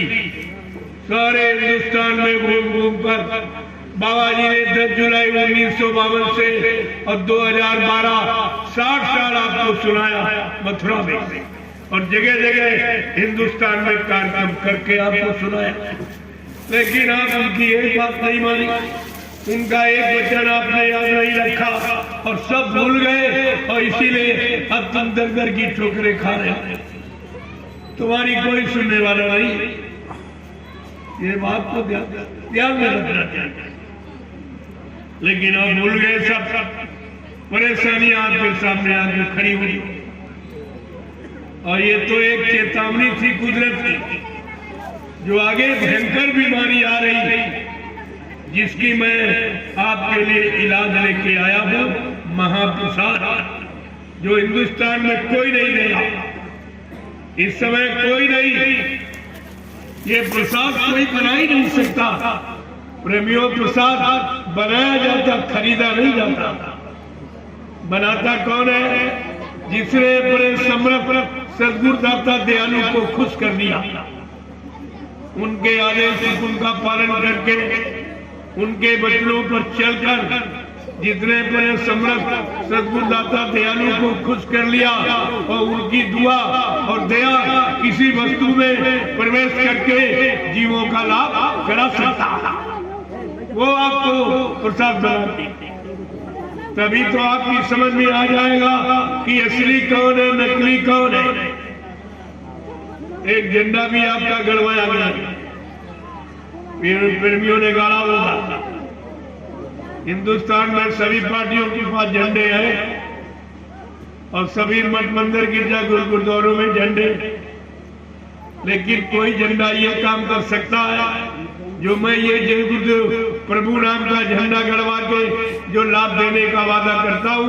अगर इस झंडे की आप परिक्रमा करोगे तो भूत और प्रेत तुम्हारा उतर जाएगा और बीमारी महामारी तुम्हारी कम हो जाएगी। लेकिन इस बात का ध्यान रखना होगा कि आपको पूर्ण शाकाहारी बनो, अंडे, शराब, दोस्त, मांस, मछली से दूर, निंदा, आलोचना, बुराई, क्रिटिसाइज से दूर, दूसरे के धन, स्त्री और पति से दूर, ये परहेज है। अगर आप परहेज कर ले, मैं दावे के साथ आपके बीच में कह जा रहा हूँ, ये जय गुरुदेव नाम प्रभु का तुम्हारी हर वक्त मदद करेगा। जब कोई नहीं मदद करे तो ये नाम मदद करेगा, लेकिन शाकाहारी रहोगे तो। परहेज नहीं तो भी दवा नहीं करता, डॉक्टर में भी गारंटी नहीं देता बगैर परहेज। ये परहेज नहीं, एक घंटे का मुफ्त, कोई खर्चा नहीं, इसमें 1 रुपया आपका नहीं लगेगा। ऐसा लाभ कौन देगा? तुमने झाड़ फूक में तांत्रिक को, ओझा को कितने यानी रुपए खर्च कर दिए, एक भूत प्रेत नहीं उतरा। और डॉक्टर में हकीमों को सारा घर आपने जमीन बेच के दे दी, एक बीमारी नहीं गई आप। और ये काम झंडा मुफ्त। पहले सच्चाई देखिए, सच्चाई किसकी कहते हैं, सच्चाई कहाँ मिलेगी, सच्चाई कौन देगा। इस समय तो बाजार लग गया, 1 करोड़ साधु महात्मा, दाढ़ी बाल वाले, लाल पीले कपड़े पहनने वाले, छापा तिलक जले वो चंदन बंदन लगाने वाले, आप अच्छे सच्चे की पहचान नहीं कर पाओ। इतनी भीड़ हो गई, लेकिन फिर भी पहचान है। अगर ये काम जो तुम्हारा करवा दे वो सच्चा माना जाए। अरे काम करेगा वही तो सच्चा माना जाए, जो काम नहीं करेगा उसे सच्चा कैसे?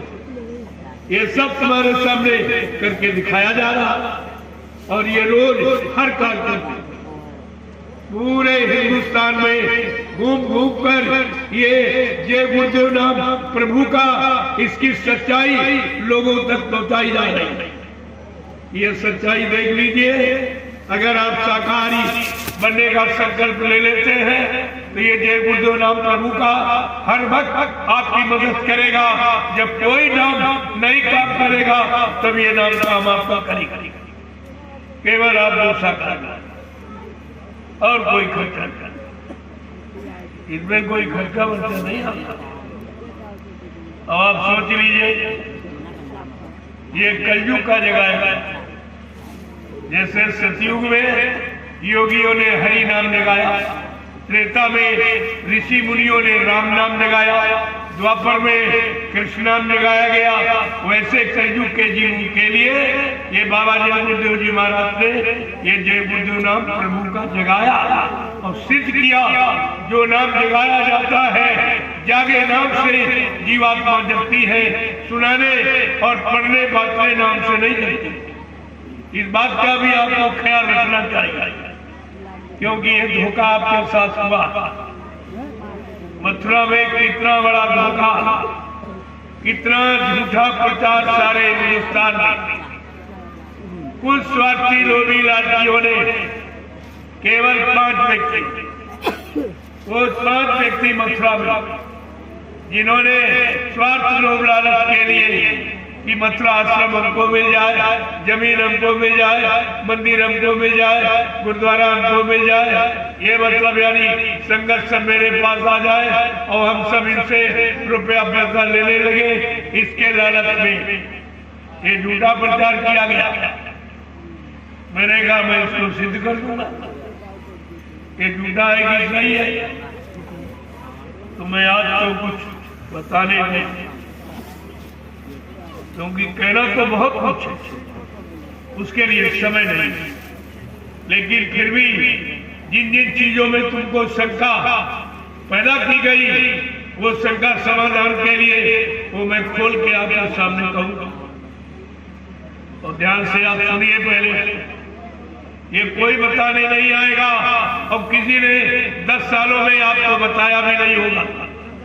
ये सच्चाई का रास्ता किसी ने नहीं खोला और तुम उसी संख्या में पड़े रहे। बाबा जी ने क्या क्या कहा पहले वो सुनो, क्योंकि तुम भूल गए हो। बाबा जी ने क्या क्या वादे किए, परिवर्तन की कैसी आवाज लगाई, ये सब जानकारी आपको रखनी चाहिए। क्यों? संत वचन पलटत नहीं, पलट जाओ ब्रह्मांड। चाहे ब्रह्म अपनी ब्रह्मांड की रचना में तब्दीली बदलाव क्यों न करते, लेकिन संत जो कहेंगे वो करके दिखाएंगे। संतों की जबान दस्तावेज होती, वो झूठ नहीं होती। वो स्वामी जी महाराज ने भी संतों की महिमा के बारे में कहा, संत दरस जिम पाचक करई, संतों के दर्शन मात्र से पापों का क्षय हो जाता। क्या ये कोई इंसान अपना दर्शन देकर तुम्हारे पाप को काट सकता? तुम किसी को करोड़ रुपए दो, 1 करोड़ रुपए ले लो, हमारा एक पाप काट दीजिए, ये काम सच्चे में कोई नहीं। वो काम केवल संतों के दर्शन मात्र से होता। ये पहचान है और आप पहचान भूल गए और इसीलिए शंका करने में चले गए। आप तुम्हारे पास कोई पहचान नहीं किसी तरह। तो बाबा जी ने क्या क्या पहचान कराई, क्योंकि ऐसी शक्ति मृत्यु मंडल पर कभी नहीं आई। ये पहली बार आई। यहाँ गुरु आए, यहाँ संत आए, यहाँ सदगुरु आए, लेकिन अनामी महाप्रभु कभी नहीं। ये पहली बार आए, इसीलिए उन्होंने अनोखा नाम प्रभु नाम का प्रचार इस मृत्यु मंडल पर किसी ने कभी नहीं कराया। इतिहास बता रहा है, सतयुग में हरि नाम का प्रचार, त्रेता में राम नाम का प्रचार, द्वापर में कृष्ण नाम का प्रचार, लेकिन कलयुग में कौन सा नाम आया? जब हर युग का इतिहास बता रहा, हर युग में नया नाम नए पुरुष के द्वारा लाया गया और उस युग के जीवों के लिए वो लाभ यानी लाभकारी सिद्ध। तो कलयुग के जीवों के लिए कोई नाम होना चाहिए। आपको तो किसी ने नहीं बताया। जब किसी ने बताया नहीं तो तुम पुराने नाम दोहराने लगे। कोई सचिव का हरि नाम, कोई त्रेता का सीताराम, कोई द्वापर का राधे राम चिल्लाने लगे। अरे जो चला गया, अब गए लाखों बरस हुए, तुम्हारा पिता अगर कल चला गया हो शरीर से और आज आप नहीं बुला सकते, आज नहीं बुला सकते, उसकी फोटो से कोई काम नहीं आप ले सकते हो, वो तो शरीर का काम शरीर ही करेगा। लेकिन ये भी जानकारी आपके पास नहीं, और सब बेचारे ब्रह्म पड़ गए। जब ये देखा गया कलयुग के जीवों के लिए कोई नाम ही नहीं जगाया गया, तो कलयुग के जीवों का काम कैसे होगा? कलयुग जीव कौन सा नाम लेंगे? आपत्ति मुसीबत पर किसको पुकारेंगे? किससे प्रार्थना विनती करेंगे? तब ये बाबा देव गुरुदेव जी महाराज ने नाग दया कोमल चिंता, तब संतों के हृदय में दया उठी। उन्होंने अपना सतलोक मंडल छोड़कर इस मृतलोक मंडल पर हम सब जीवात्माओं को जगाने के लिए, घर पहुंचाने के लिए आ गए और जय गुरुदेव नाम प्रभु का जगाया। जो नाम जगाया जाता है, प्रेमियों, जगाए नाम से जीवात्मा जगती है, सुनाए और पढ़ाए नाम से नहीं। ये भी बात आपको ध्यान में रखनी चाहिए। तो बाबा जी को वैसे गोस्वामी जी महाराज ने इसका प्रमाण उत्तरकांड में दिया। जो प्रमाण लेना चाहते हो उत्तरकांड खोल के देखे कि उसमें गोस्वामी महाराज ने क्या लिखा। एक अनी अनामा अज सच्चिदानंद प्रभु धामा, एक ही अनामी धाम है, वहाँ एक अनामी महाप्रभु है। अनामी महाप्रभु जब मानव चोला धारण करके मृतलोक मंडल पर आएंगे, प्रभु नाम जगाएंगे, प्रभु नाम घोषित करेंगे, प्रभु नाम का प्रचार कराएंगे, प्रभु नाम से जीवात्माओं को जगाएंगे और प्रभु नाम का बेड़ा भवसागर में लगाकर जीवात्माओं को प्रभु धाम पहुंचाएंगे। तब जीवात्माओं का आवागमन समाप्त हो जाएगा। ऐसे प्रेमी आवागमन समाप्त होता है। लेकिन तुम्हें ये भी नहीं मालूम है कि आवागमन किसे कहते हैं, आना जाना किसे कहते हैं, ये आना जाना क्या है, ये कब से शुरू हुआ है, कब खत्म होगा, कैसे खत्म होगा, इसे खत्म कराने वाला कौन है, कौन ऐसा जानकार भूमंडल पर आएगा जो आवागमन को खत्म करेगा। ये सब जानकारी संत महापुरुषों ने आपको दी, लेकिन आपने कोई जानकारी रखी नहीं। तो बाबा जी को अपना परिचय देना, क्यों ऐसी शक्ति कभी आई नहीं। अगर आई होती तो उनका इतिहास होता, आप पढ़ लेते, जानकारी कर लेते। जब कोई आया ही नहीं तो इतिहास करने का कोई प्रश्न नहीं उठता। तो बाबा जी को स्वयं अपना परिचय देना। जरा सुन लीजिए क्या परिचय दिया। हम आए वही देश से जहां तुम्हारा धाम, तुम सबको घर पहुंचाना एक हमारा काम। बाबा जी ने क्या वादा किया है? जीवात्माओं, तुम सबको जगा के तुमको तुम्हारे घर पहुंचाऊंगा, परमात्मा से मिलाऊंगा। तो बाबा जी ने कहा मैं घर पहुंचाऊंगा। यहाँ चेलों ने गुरु को पहले ही पहुंचा दिया। जरा ये देखिए, यानी गुरु ने वादा किया तुम सबको घर पहुंचाऊंगा और यहाँ चेलों ने गुरु को पहले ही पहुंचा दिया। अब भाई कोई जीवात्मा नहीं जगी, कोई घर नहीं पहुंची, ये सब क्या है? ये सब क्या है? अगर आपके पास सत्संग के वचन होते, कोई स्वार्थी लोभी अपने स्वार्थ लोभ को हल करने के लिए तुम्हें बैठा भरमा नहीं सकता था। लेकिन आपके पास सत्संग का कोई वचन ही नहीं, तुम सुनते ही नहीं हो, सोरे बजाते रहते, आपस में बातचीत करते रहते। ये वचन कई किताबों में लिखे नहीं मिलेंगे। ये 4 जो 6 7 18 पुराण, 19 उपनिषद और 36 ऋचाएं जो धर्म की चर्चा, उनमें भी ये वचन आपको नहीं मिलेंगे। जो आज आपको सुनाई। दूसरा वादा क्या किया बाबा जी? बिल्कुल स्पष्ट परिचय दिया, भव सागर भरमो नहीं, ये प्रताप हमार, अरे निश्चय करके मान ले तो तुरंत उतारू पार। जय गुरुदेव। इसमें कौन सी शंका रहेगी? और आपको करना भी कुछ नहीं, बाबा जी ने सब अपने ऊपर ले लिया। वो जानते कलयुग का जीव बेचारा कुछ कर नहीं सकता है, ये कामी है, क्रोधी है, लोभी है, लालची है, लिहाजा इससे भजन हो नहीं सकता।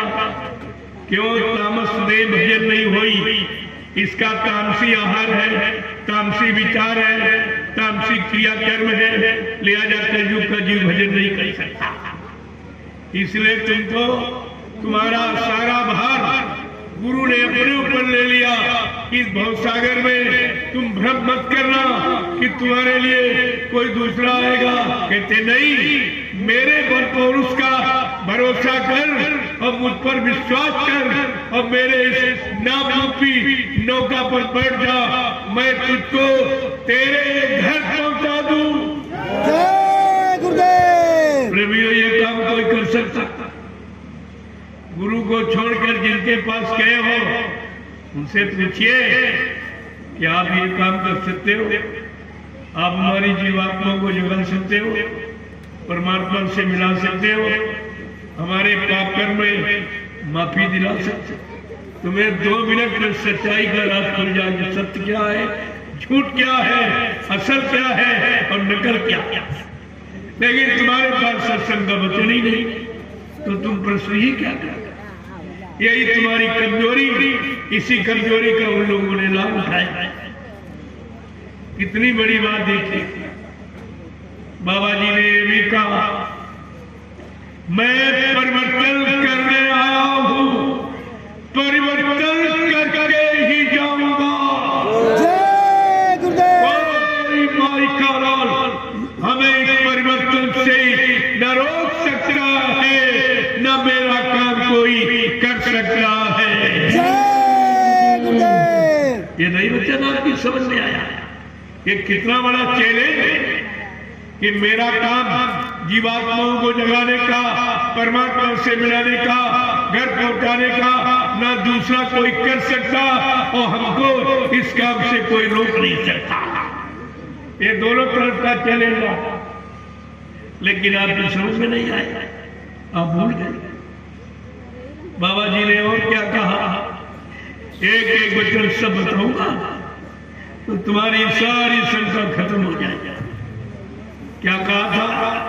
क्या वादा किया बाबा जी ने? दूसरा कि मैं कलयुग का इतिहास बनाने आया हूं। ऐसा इतिहास बनाऊंगा जो भूते न भविष्य से, सतयुग से द्वापर के लोग अपने अपने युग का इतिहास पढ़ना भूल जाएंगे। मैं इसी भारत भूमि पर ऐसा चमत्कार करके दिखाऊंगा जिसको हिंदुस्तानी नहीं सारा विश्व नमस्कार करेगा। लेकिन फिर भी एक काम कोई कर सकता? अरे इतिहास कोई इंसान बना सकता या इंसान के नाम से कभी इतिहास बना? सतयुग का इतिहास क्या हिरण्यकश्यप राजा के नाम से बना, जो योगियों ने हरि नाम लगाया उस नाम से बना? त्रेता का इतिहास राजा रावण के नाम से बना या ऋषि मुनियों ने जो राम नाम लगाया उस नाम से इतिहास बना? द्वापर का इतिहास राजा कंस के नाम से बना या जो मतलब कृष्ण नाम लगाया गया उस नाम से बना? इतिहास जगह नाम से बनता। इसलिए कलयुग का इतिहास किसी ने बनाया ही नहीं। सतयुग त्रेता द्वापर के इतिहास बन गए, वही पुराने इतिहास तुम्हें सुनाई पढ़ाए जाते, उनसे तुम्हारा कोई काम होने वाला है? क्यों? क्योंकि काम समय के जगाए नाम के द्वारा होता। जो समय निकल गया, गुजरा हुआ जमाना आता नहीं दोबारा। जो वक्त समय निकल जाता है वो दोबारा नहीं आता। जब वो दोबारा आएगा नहीं तो उसका लाभ आपको कैसे मिलेगा? इसलिए बाबा जी ने ऐसे वादे ही किए जो सृष्टि में कोई पूरे ही नहीं करता, कोई इंसानी शकल ये पूरा नहीं करता। जब बाबा जी ने आपको नामदान दिया तब भी ये कहा बच्चा मैं अजय रमन देश से आया हूं, जब तक इन जीवात्माओं को अजय रमन देश नहीं पहुंचा लूंगा मैं चैन से बैठने वाला नहीं हूं। जब तक मेरा एक भी जीव यहाँ रहेगा मैं बराबर मौजूद रहूंगा। जब मेरे जगह सारे जीव चले जाएंगे मैं पीछे से जाऊंगा। मैं आपसे ये पूछना चाहता हूं कि आपकी जीवात्मा जाग गई? क्या परमात्मा के पास पहुंच गई? जो आप कह रहे हो पहुंचाने वाला चला गया, पहुंचाने वाला मर गया, ये भी विचार आता। इसी पर तो आप विचार करना चाहिए। और ये कितना बड़ा अनैतिक कार्य है, कितना बड़ा गुरु का अपमान। ये मर जाना सब किसके लिए प्रयोग करते हैं? अपने दुश्मन। कहते तेरा बाप मर जाए, तेरा भाई मर जाए, तेरा पति मर जाए, ये दुश्मन के लिए। और इन्होंने जो गुरु के लिए प्रयोग किया ये तुम्हारे गुरु के दुश्मन, और तुमने इनको साथी बना लिया। तुम्हें नहीं मालूम है क्या लिखा है? गुरु निंदा सुने जो काना, पाप लगे गौ घास समाना। अगर गुरु की निंदा और गुरु का अपमान अगर भक्त शिष्य अपने कान से सुनता है तो उसको गौ हत्या के बराबर पाप लगेगा। इस पाप के भागी तुम सब लोग। तुमने सबने अपने गुरु का अपमान सुना, लोगों को कहते सुना और सुनाते, और देखा और सुना, और तुम बोले नहीं। कहा या तो गुरु की निंदा सुनना चाहिए, वहां से हट जाना चाहिए, नहीं तो डट के मुकाबला करना। अगर सच्चाई मालूम है तो खोल के कहनी चाहिए, क्योंकि बाबा जी ने इतनी सच्चाई जो कोई पूरी नहीं कर सकता। कहा था बच्चा मैं कलयुग को भगाऊंगा और सतयुग को लाऊंगा और सबको न्याय सुरक्षा रोजी रोटी की व्यवस्था बना के दूंगा, सबको शाकाहारी बनाऊंगा, सबकी जीवात्माओं को जगाऊंगा, परमात्मा से मिलाऊंगा। क्या ये काम कोई इंसानी शकल कर सकती? अरे आपको इस पर विचार करना चाहिए। लेकिन तुम्हारे पास सत्संग का कोई वचन नहीं है, सब भूल गए हो जो बाबा जी ने 60 साल मथुरा वृंदावन को सुनाया, और 10 साल से ये पुनः आपको फिर जानकारी दी जा रही। 70 साल से आपको गुरु के वचनों की जानकारी दी गई, और तुम्हारे पास एक भी वचन की जानकारी नहीं। आगे आने वाले भविष्य में क्या तुम लोग अपने आप को बाबा जगदीश महाराज का शिष्य कहना सकते? कोई शिष्य तुम्हें मानेगा? क्योंकि तुमने काम ऐसे किए, अपने गुरु को बदनाम किया, अपने गुरु को झूठ बोलने वाला, वादा खिलाफी करने वाला, दगेबाजी करने वाला सिद्ध किया आपने। ये भारत की जनता क्या कहेगी? तू भी झूठा, तेरा गुरु भी झूठा, क्योंकि तुमने प्रचार किया है गुरु के वचनों का, भारत की जनता को बताया है विश्व को सुख शांति जय गुरुदेव नाम से मिलेगी, और विश्व को सच्ची सुख शांति बाबा जी से मिलेगी। अब तुम कह रहे हो उन्हीं को कि बाबा जी मर के चले गए, तो विश्व को सुख शांति कौन देगा? ये कौन देगा? ये आपको जवाब देना। मैं इसलिए आपको जानकारी दे रहा हूं, आगे आने वाले समय में ये सब आपसे पूछा जाएगा, क्योंकि जो आपको सुनाया गया 10 जुलाई 1952 से 2012 ये 60 वर्ष आपको सुनाया गया, और तुम्हारे पास 60 साल का कोई भी वचन नहीं, सब भूल गए। आपको तो इस पर विचार करना चाहिए। एकदम हंगामा मच गया। एक कह रहा बाबा जी हमको वसीयत कर गए, एक कह रहा बाबा जी हमको नाम पावर दे गए। तो मैं आज से ये पूछ रहा हूं, क्या हिंदुस्तान में दो ही चेले हैं? ये 45 करोड़ जो चेला, इनका क्या? ये कहां जाएंगे? तुम लोगों ने अपनी बुद्धि बेच दी क्या? जरा नहीं सोच पाए क्या हिंदुस्तान में यही दो चेले जिन्होंने कुछ नहीं किया? ये टाट बोरा पहनने वाले, मैं खास करके इनकी तरफ संकेत करूंगा। 30-32 साल तुमने टाट बोरा पहना, गुरु के आदेश का पालन किया, तपस्या तुमने की, भजन तुमने किया, सेवा तुमने दी, सेवा तुमने की, गुरु के वचनों का प्रचार तुमने किया, और तुम कुछ नहीं। और 2.5-3 वर्ष का ड्राइवर वो मालिक बन गया, ड्राइवर मालिक बन गया। अरे तुम्हें ये भी नहीं मालूम है कि संस्था का, ट्रस्ट का, समिति का, संघ का रूल रेगुलेशन क्या होता, सिद्धांत क्या होते, बायलाज क्या होता? कभी पढ़ा आपने?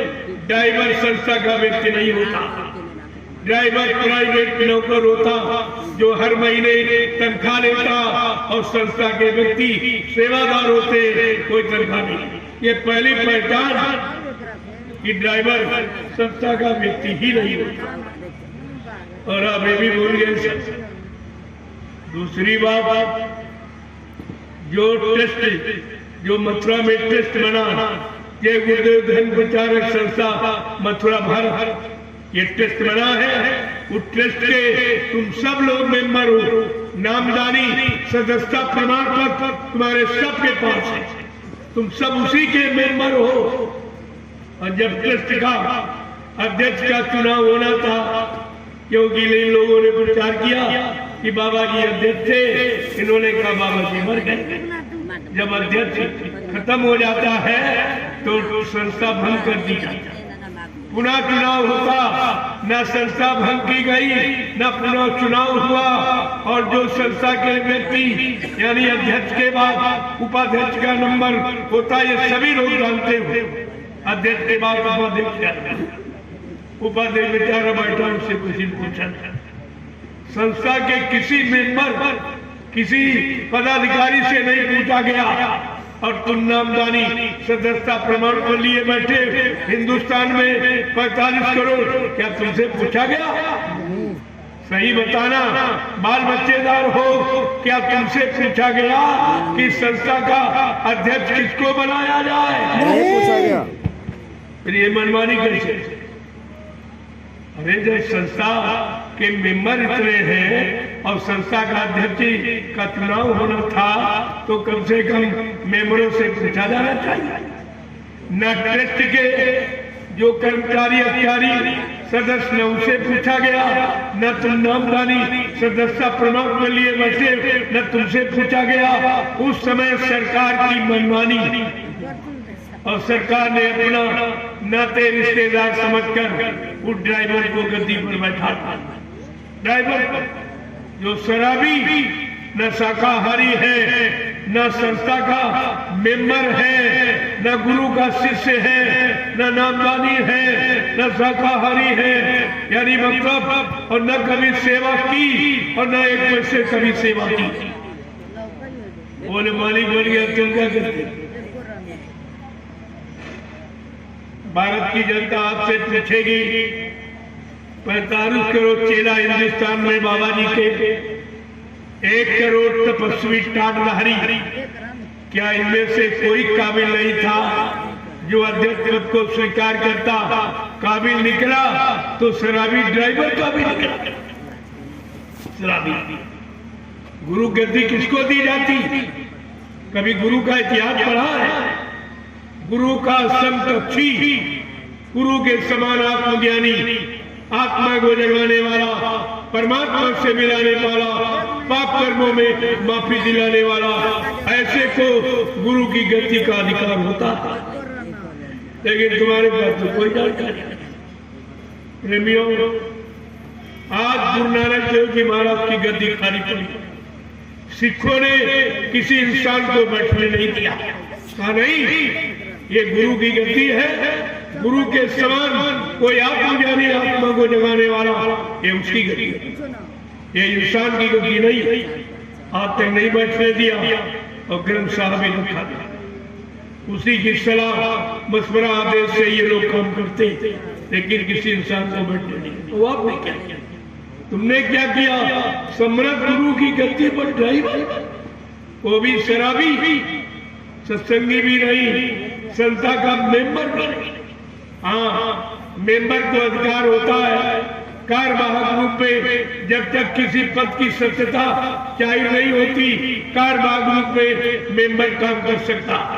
अगर मेंबर नहीं उसको कोई अधिकार संगत का नहीं, न उज्जैन वाला मेंबर और न मथुरा वाला ड्राइवर मेंबर, ये दोनों अवैध, और तुम्हारे बिहार से इन पर मुकदमा कर दिया, ये सिद्ध करिए।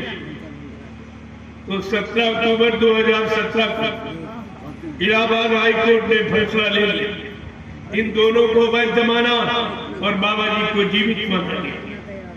मैंने कहा तुम कहां भटके जाओगे, मैं तुम्हारे दोनों के पीछे ही खड़ा हूं, कहां जाओगे भटके, हम तुम्हें भगने नहीं देंगे, जाओगे तुम भटके। सच्चाई तो सच्चाई ही है, सत्य कभी पराजित नहीं होता, सत्य तो सत्य। हाँ ये है, देर अबेर हो सकती लेकिन अंधेर नहीं। अब वो समय आ गया है, मथुरा में झाड़ू लग गई। बिल्कुल, मैंने शुरू में कहा था कि जिन लोगों ने ये प्रचार किया कि बाबा जी मर गए, तुम देखते जाइए, वो तुम्हारे सामने सब मुर्दा होते ही चले जाएंगे। 5 तो मर गए, 1 बजा मथुरा में 5 चले जाएंगे।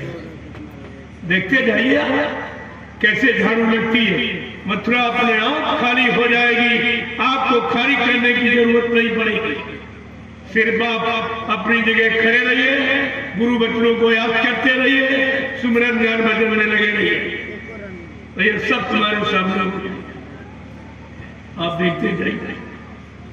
तो ये विचार मैंने लोगों से पूछा, संत मत में वसीयत होती ही नहीं, संत अपना उत्तराधिकारी बना के व्यवस्था चला के और सबसे पूछ के प्रमाणित करके तब जाता है।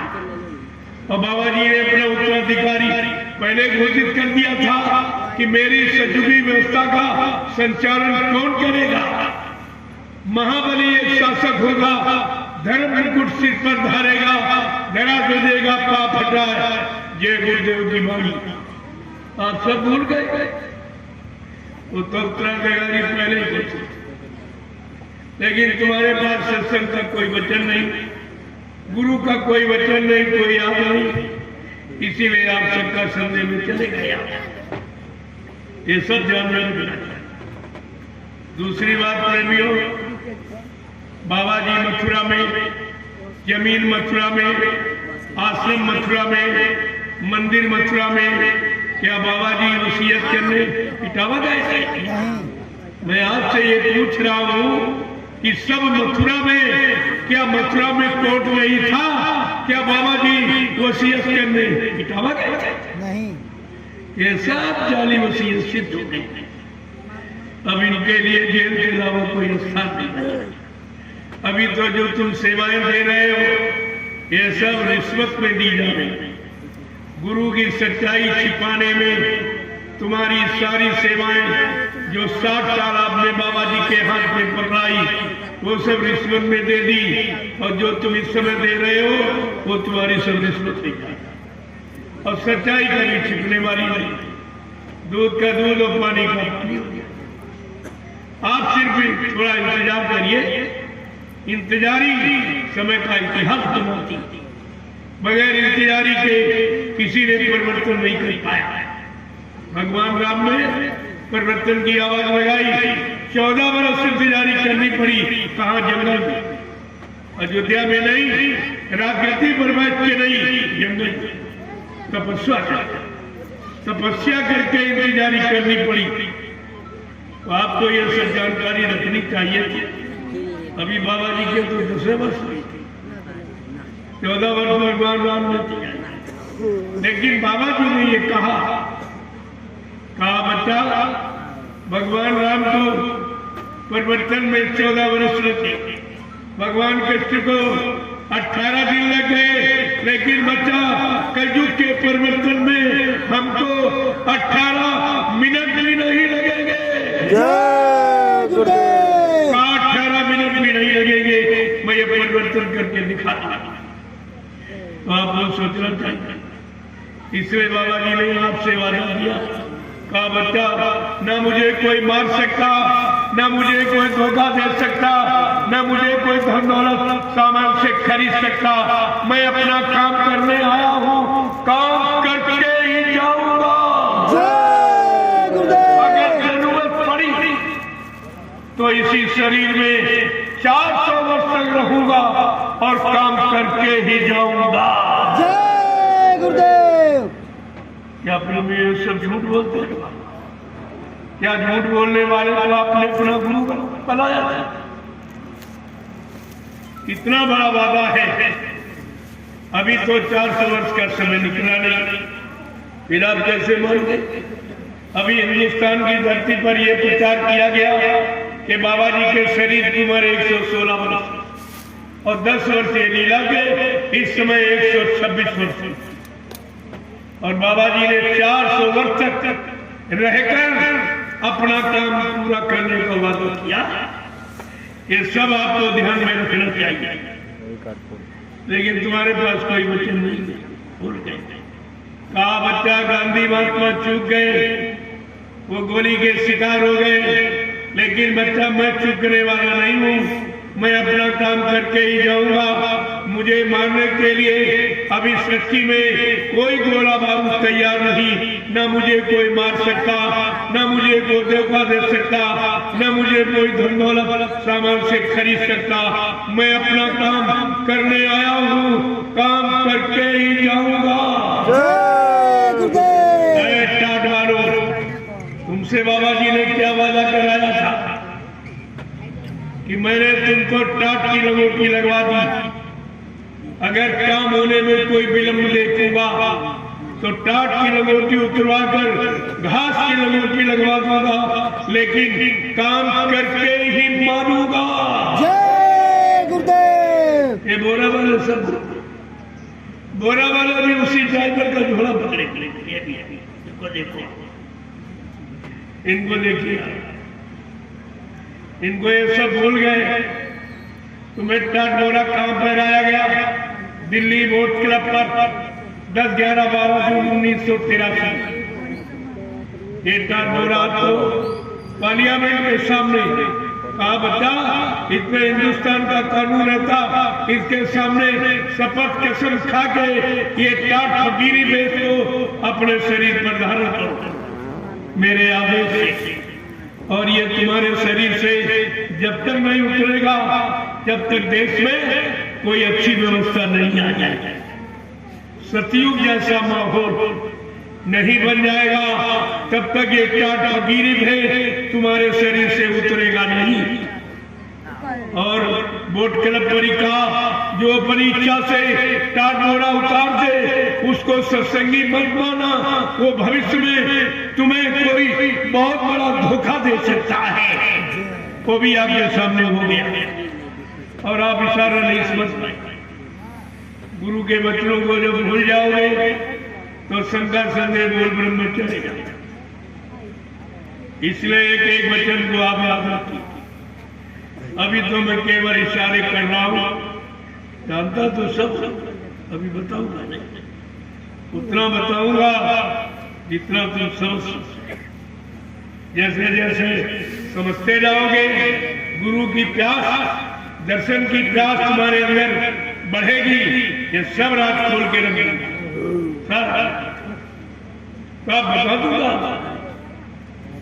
तो मैं एक बात और पूछूंगा आपसे कि भारत का राजा प्रधानमंत्री, क्या प्रधानमंत्री की गद्दी पर प्रधानमंत्री का ड्राइवर बैठ सकता है? जोर से बोलो। क्या प्रधानमंत्री की गद्दी पर प्रधानमंत्री का ड्राइवर बैठ सकता है? नहीं बैठने दिया जाएगा? नहीं अगर बैठ जाएगा गद्दी की मर्यादा रहेगी या चली जाएगी? चली जाएगी। तो आपने क्या किया? आपने तो ड्राइवर गद्दी बैठा, सम्राट गुरु की गद्दी पर ड्राइवर। ये कितना बड़ा गुरु का अपमान, संतों का अपमान, सदगुरुओं का अपमान। इसकी सजा कोई माफ नहीं कर सकता। इस पर आपको विचार करके रखना चाहिए। इतना सुनाने समझाने पर, मथुरा में इतना सत्संग सुनाने पर 3 साकेत महायज्ञ किए गए। पहला साबरमती अहमदाबाद, दूसरा अयोध्या में, तीसरा काशी बम भोले नगरी में, और कहा बच्चा चौथा यज्ञ अभी बाकी है जो सतयुग आगमन का होगा। उस यज्ञ का प्रचार मैं 6 महीने पहले करवाऊंगा। वो यज्ञ हिंदुस्तान के किसी पुरानी बड़ी धार्मिक नगरी में नहीं होगा, पुरानी बड़ी धार्मिक नदी किनारे नहीं होगा, बड़े शहर कस्बों में नहीं होगा। एक बियाबान जंगल में एक छोटी सी नदी, और जंगल में 10 करोड़ प्रेमी इकट्ठा होगा। 10 करोड़। चेला कितने? 45 करोड़। घोषणा पहले ही कर दी गई, 10 करोड़ बचेंगे। बाकी स्वार्थी लोभी लालची, कोई इधर भाग जाएगा, उधर भाग जाएगा, उधर 10 करोड़ उस मैदान। मैं उस मैदान में सतयुग आने की तारीख की घोषणा करूंगा। एक कितनी बड़ी बात है, सतयुग आने की तारीख की घोषणा करूंगा। ये सब आपको ध्यान में रखना चाहिए था, लेकिन प्रेमियों तुम्हारे पास कोई वचन नहीं, इसीलिए आप शंका संदेह में चले गए। जब काशी बम भोले नगरी का यज्ञ किया तब कहा था 33 करोड़ देवी देवताओं ने मीटिंग बैठक करके हजारों प्रस्ताव पास कर दिए जो भारत की जनता के सुख शांति के लिए होंगे। क्या ये काम देवताओं से कोई इंसान करा सकता? अरे कुछ तो आपको अकल रखनी चाहिए, कुछ तो बुद्धि आपके अंदर होनी चाहिए कि जो देवताओं से यानी बैठक करा के और जनता के हित का काम करा सकता है वो क्या नहीं करा सकता। इस पर आपको विचार करना है। लेकिन तुम सब बोल गए, तुम्हारे पास कोई जानता नहीं। बैठ जाइए आप, 10 मिनट बोलो, ज्यादा नहीं। बैठिए, अभी महाप्रसाद लेके जाना, जो तुम्हारी बीमारियों की दवा है, जो हिंदुस्तान में कोई नहीं देगा, कहीं नहीं देगा। प्रेमियों, मैं एक बात आपसे पूछना चाहूंगा, आप बाल बच्चेदार परिवारदार हो, सत्य बोलना। आप लोगों ने नामदान गुरु महाराज से लिया या किसी चेले से लिया है? गुरु महाराज से। गुरु महाराज से। आप लोगों ने नामदान गुरु महाराज से लिया या किसी चेले से लिया है? गुरु महाराज से। आपका हाथ गुरु महाराज ने पकड़ा या किसी चेले ने पकड़ा है? गुरु महाराज ने। आपकी जीवात्मा को जगाने का, परमात्मा से मिलाने का, जीवात्मा को घर पहुंचाने का वादा ये गुरु महाराज का है या किसी चेले का है? गुरु महाराज का। तो तुम जा कहां रहे? नामदान गुरु ने से लिया, हाथ गुरु ने पकड़ा, घर पहुंचाना गुरु ने कहा, जा कहां रहे? ये भी नहीं समझ पाए कि जा कहां रहे आप। देखिए, जब आप मथुरा जाते थे तो सच बताना, आप गुरु का दर्शन करने गए थे कि चेलों का दर्शन? गुरु का। गुरु की सुनने गए थे कि चेलों की सुनने गए थे? गुरु का। गुरु की मानने गए थे कि चेलों की मानने गए थे? अब किसकी मान रहे? अब किसकी मान रहे हो?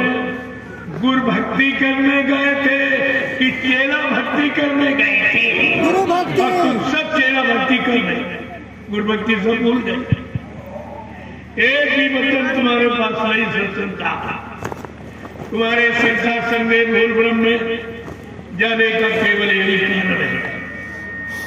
इसलिए अब आप ऐसा करें कि नामदान की बात आई, लोगों ने कहा नामदान दे रहा, नामदान कौन सा नामदान दे रहा? बाबा जी ने 5 नाम लिए, क्या इसके अलावा कोई 6वां 7वां 8वां नाम दे रहा? जो आप नामदान दे रहा कि बाबा जी के 5 नामों को दोहरा, ये पहले भी दोहराता था, अब भी दोहराता, ये देने का काम था। तो देना और सुनाना नहीं समझ पाए कि देना किसे कहते, सुनाना। देता कौन? जो सतलोक सत्संग अनामी धाम से आएगा, नाम को जगाएगा, नाम को सिद्ध करेगा, वो जीवात्माओं को नाम देगा। जो 7 जन्म आगे 7 जन्म पीछे जीव के पाप कर्मों को धोना चाहता है, प्रेमियों सृष्टि में वो नामदान देते। ये सबको अधिकार ऐसे नहीं होता, लेकिन तुम्हारी समझ में आया पीछे 4 अप्रैल 2005 ये तारीखें लिख लो, कोई नहीं बताएगा। एक तुम्हारे बिहार से एक प्रेमी गया मथुरा, कहने लगा स्वामी जी हमारे पिताजी नामदान दे रहे, कहते स्वामी जी का आदेश है। वो कह रहे स्वामी जी का आदेश है।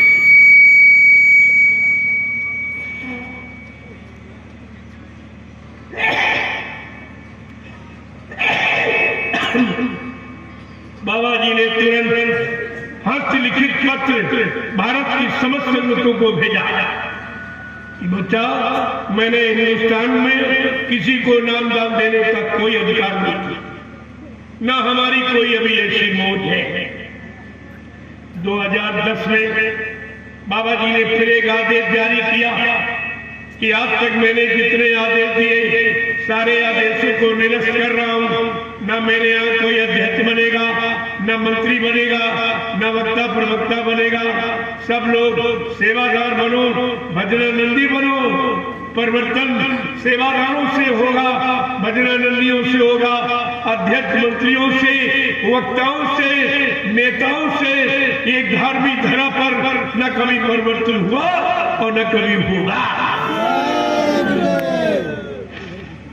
ये सब आदेश कहां चले गए?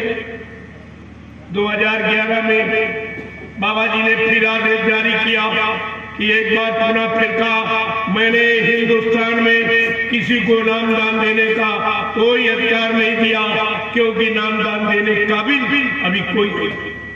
जो अपनी जीवात्मा को जगा लेगा, परमात्मा से मिला लेगा और 7 जन्म आगे और 7 जन्म पीछे जीव के पाप कर्मों को धोना जानता है, वो प्रेमियों नामदान देगा।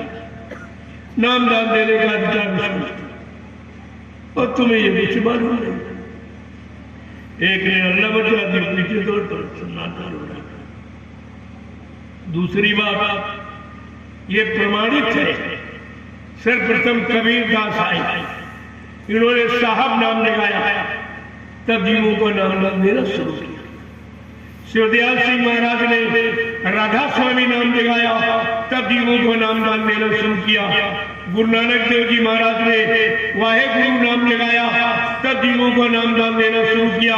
और बाबा जी ने जब जय गुरुदेव नाम जगाया, तब जीवों को नामदान देना शुरू किया। मैं उज्जैन गया इससे पूछने के लिए, अरे तो भी कोई नाम जगा ले और देख तेरा भी मान लिया जाएगा, लेकिन जो संत मत की मर्यादा करता है, जो नाम जगाएगा वो नाम जगाएगा, क्योंकि जगाए नाम से जीवात्मा जगती, सुनाए पढ़ाए नाम से नहीं जगती। ये सब आपको ध्यान में रखना चाहिए था। ये बाबा जी ने 10 जुलाई 1952 से 2012 ये पूरे हिंदुस्तान में घूम घूम कर और मथुरा में ये सब आपको पहले से सुनाया, लेकिन तुम्हारे पास गुरु का कोई वचन नहीं। जब वचन नहीं तो आप संता संदेश से बच नहीं पाए, उसी चक्कर में आप चले गए। जय गुरुदेव, जय गुरुदेव, जय गुरुदेव, जय गुरुदेव, जय गुरुदेव, जय गुरुदेव, जय गुरुदेव नमस्कार, प्रभु का जय गुरुदेव नमस्कार।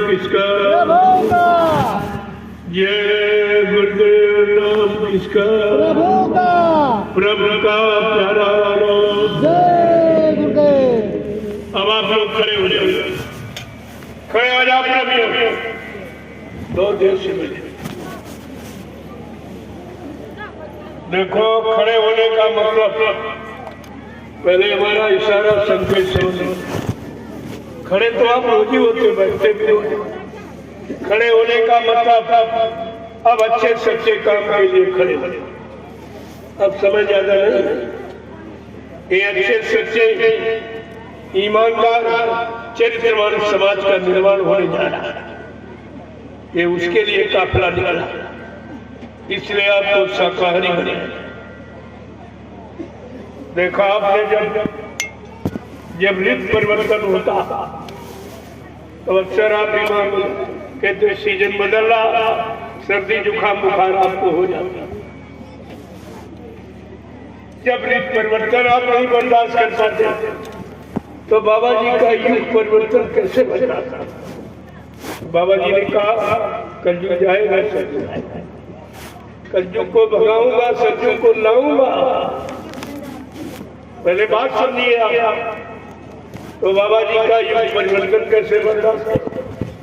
इसलिए आपको शाकाहारी बनने की प्रार्थना कि आप शाकाहारी बन जाओ तो युग परिवर्तन को देख सकोगे, सतयुग को भोग सकोगे, सतयुग का लाभ प्राप्त कर सकोगे।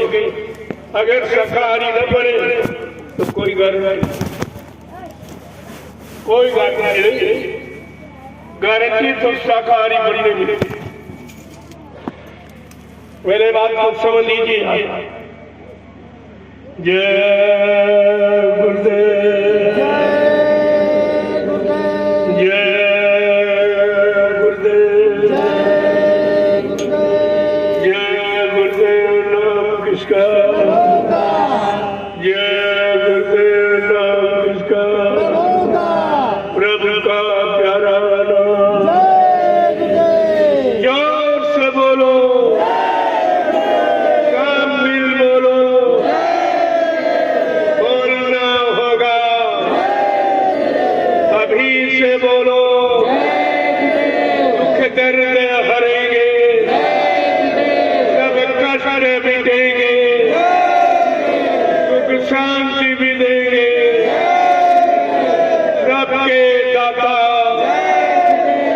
सबके मालिक, प्रेम से बोले।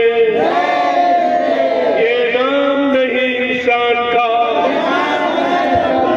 ये काम नहीं इंसान का। देखो, अब ये काम इंसानों की वजह से 70 साल की आजादी पूरा प्रमाण दे रही है। 70 साल एक कलयुग में जीरो था।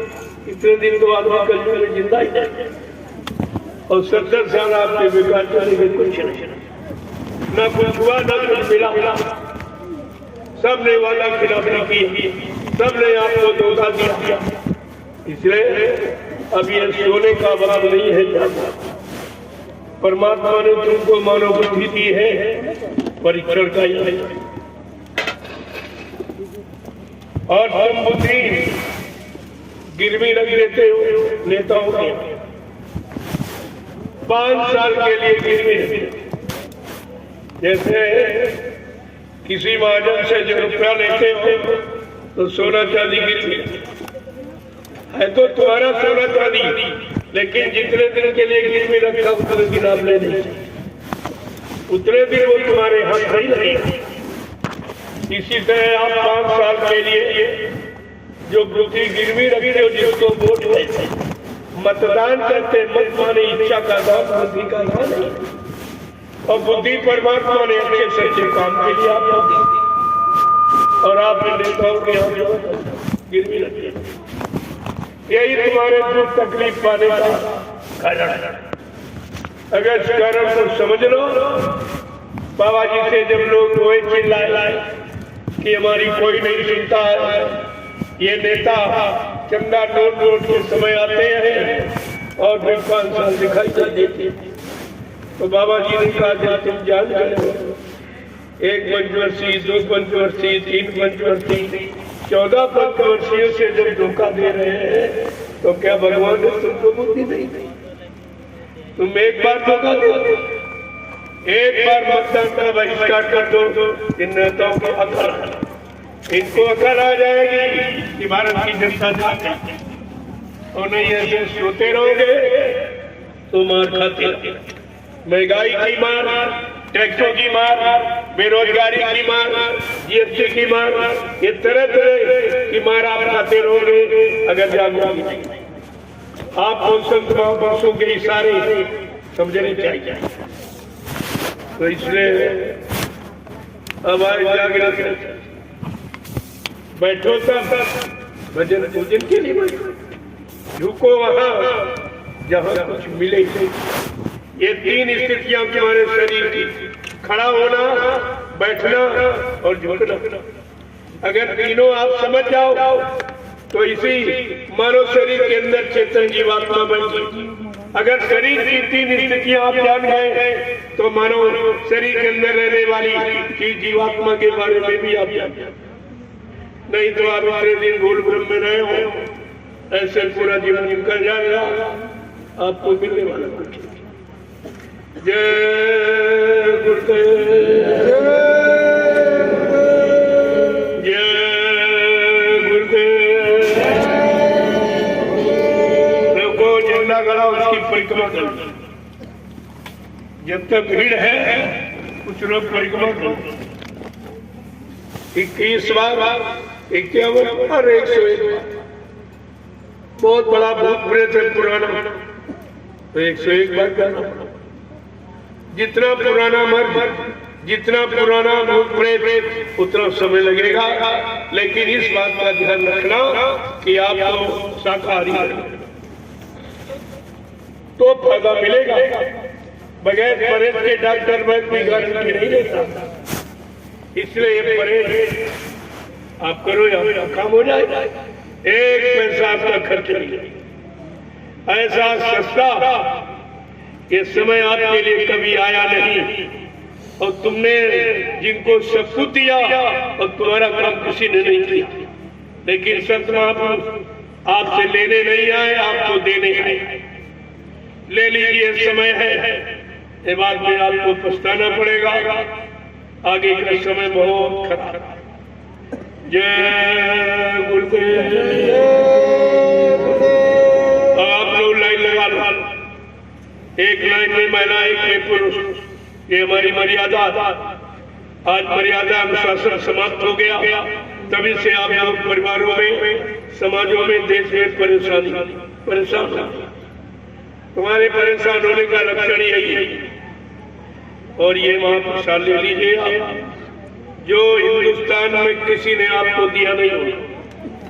अब मैं आप सबका दर्शन करूंगा और तुम सबको प्रणाम करूंगा और महाप्रसाद। ये तीनों चीजें हिंदुस्तान में कोई नहीं देगा बिना पैसे। इसमें कोई खर्चा नहीं करना। अब ये है, हमको तो कुछ नहीं चाहिए, मैं क्या करूंगा? मेरे कोई बीवी बच्चा तो है नहीं जिसके लिए मैं आपसे मांगूंगा या आप सच्चे करूंगा या आपसे झूठ बोलूंगा या आपको धोखा दूंगा। न मेरा कोई बैंक बैलेंस खाता, एकदम खुली किताब हिंदुस्तान। हमको कुछ नहीं चाहिए। हमको केवल तुम्हारी तकलीफ, मुसीबत, बीमारियां जानी चाहिए। इसकी चिंता तो जरूर है, बाकी अपनी कोई चिंता। इसलिए आप लोग साथ को ले लीजिए। अब ये मानते नहीं, कहते कि हमारे पास समय नहीं है। घर गृहस्थी, परिवार, बाल बच्चों को छोड़कर आपके साथ प्रचार में कैसे चलूं? इस काफिले का लाभ कैसे प्राप्त करूं? क्योंकि इस काफिले का लाभ जो लोग दर्शन करेंगे उनके शुभ कर्म की एक मनोकामना पूरी होगी। ये कितना बड़ा लाभ। तो ये कहते हैं हमको लाभ कैसे मिले? तो ये कहते हैं हमारी गाड़ी कमाई कुछ ले लो और इसी काफिले में लगा देना। हमने कहा अगर ऐसी तुम्हारी कोई इच्छा, सेवा भाव है तो मैं लगा दूंगा, हमको इसकी जरूरत। और तुम्हारा बच जाएगा तो सीधे नैमिषारण्य, जो 88,000 ऋषियों की तपोभूमि वहां पर ये जब भगदड़ मचेगी, त्राहिमाम कोहराम मचेगा, कहीं कोई जगह आपको नहीं मिलेगी। पूरे विश्व में इतनी पावन पवित्र भूमि कहीं नहीं जो नैमिषारण्य में 88,000 ऋषियों ने जहां तपस्या की, इतनी बड़ी संख्या। और यहीं पर श्रीमद् भागवत पुराण की रचना वेदव्यास, श्रीमद् भागवत पुराण वहीं पर लिखी। ऐसा पावन पवित्र स्थान है, उसमें आपका लगा दिया जाए। जय गुरुदेव। अब आप लाइन से साथ